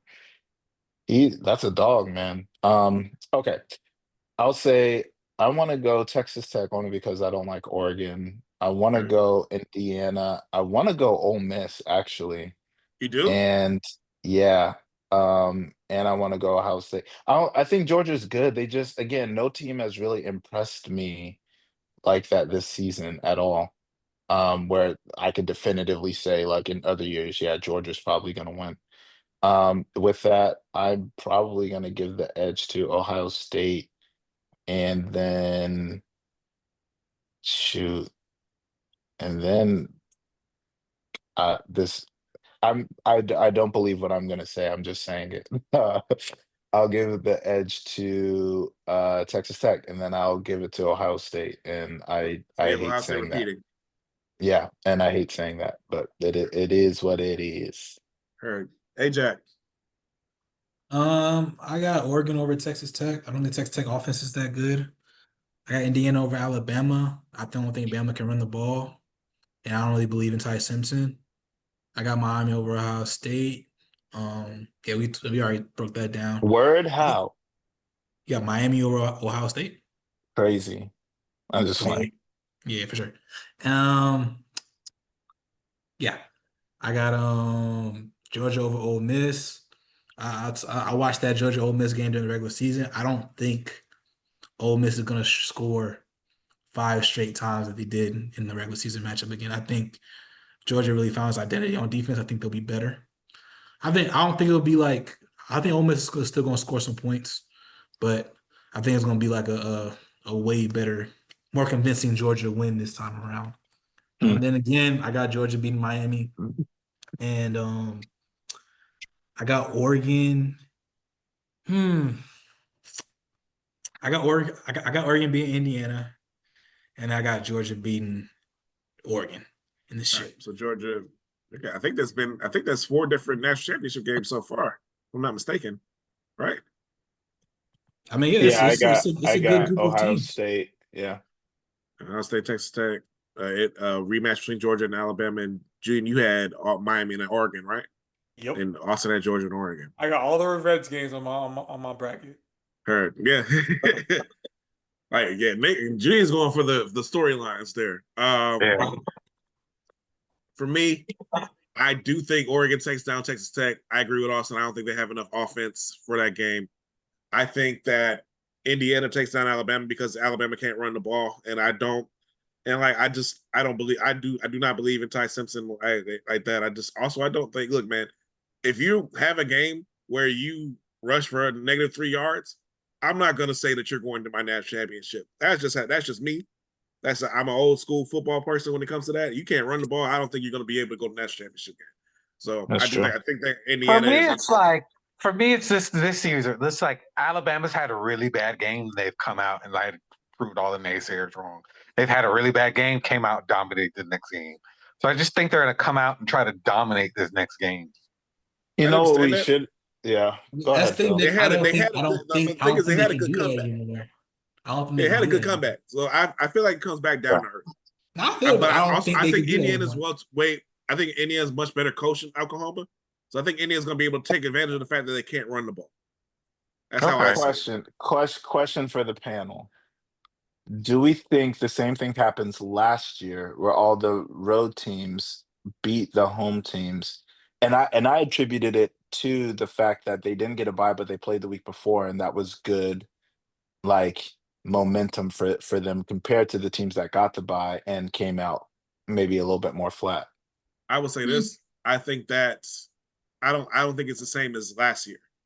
Okay. I don't think the team, because last year when you look at the teams, I think even though all 4 of these teams played for a conference championship, I think that they're on different levels, because you have Boise State or Arizona State, who I don't think should have been top 4 seeds.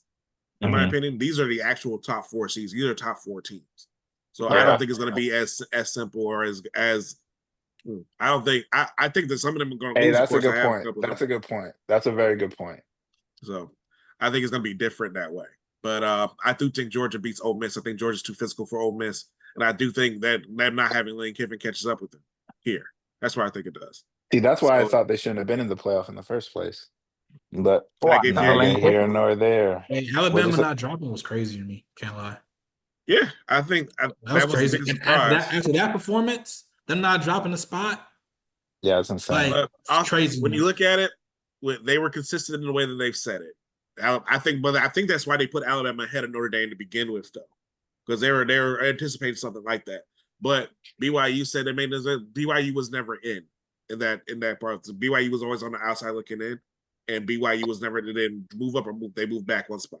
But yeah, Alabama not moving is crazy, but is what it is. But I already said I think that Miami beats Ohio State. In the semis, I think that Oregon beats Indiana because they played them again. So I think it's going to be Oregon National Championship, and I think this is the toughest one for me. I think Miami gets a gun against Georgia, but that's just me being a homer. And I think that I have Miami taking it home. That's me against Oregon, but this is definitely me being a I'm homer. mad at you. No, it's just that Miami matches up well with the rest of these teams in the bracket. Period. That too. I think that Miami. I think Miami is the only team that has a top 10 defensive line and a top 10 offensive line, and left in the entire nation, not just these playoffs. And I think I really think that's going to be a difference going forward. I think that all these games are going to be one of the, because I think when you look at these matchups too, even these games in quarterfinals, a lot of these teams are playing the best team they played all season. That's my thing. That's my whole thing about this college football playoff this year. That's wild. And it's like the battles because of everything, because everybody's so scared of being knocked out because you lose a game in the regular season, and it's just going to get worse. And I think that's going to be a direct result of what Notre Dame is doing. A lot of teams are not going to not schedule Notre Dame anymore too. So what they've done is, I think they've kind of shot themselves in the foot. They shot themselves in the foot. They're going to have to join a conference in the next 5 years. Yeah, because of the decisions that they've made yeah. Either that or they'll just play G5 teams and get into the college football playoff. Well, we'll see. But when it comes down to it, I think that a lot of these teams are going to be seeing things that they haven't seen before. And so for me, with Ohio State, I think the main reason too, Ryan Day is going to be calling plays. Brian Hartline has been calling plays the entire season. There's going to be a change with that. It's come out in a report where it's believed that Ryan Day was calling plays for Ohio State the whole year anyways. I thought it was Hartline. I believe that. There's a report out there that hasn't been I think they're trying to put a report out there to make it seem like it isn't a huge change, but I don't know. But I ain't gonna lie. I actually believe that report. I actually believe that report. That sounds true. That sounds true. Because because I always felt like the title of offensive coordinator was more so to keep him there than to actually give him play calling responsibilities. If you know what I'm saying. Like to pay him more money. And because of his recruiting prowess as well. Yeah, right? for sure. All right. Well, looks like I think just me and Austin. No, me and Julian have the same national championship game, but that's almost Miami. but hey, yeah, I think that's four different champions out of 5. So hey, looks like we're gonna have a crazy college football playoffs. But thank y'all so much for watching. Happy holidays from Off 199th. Y'all enjoy your new year. Enjoy these games. For Josh Salter, for Ajack, for Nick, for Jay. Thank y'all so much for tuning in. We will see y'all next time. Off 199th is out.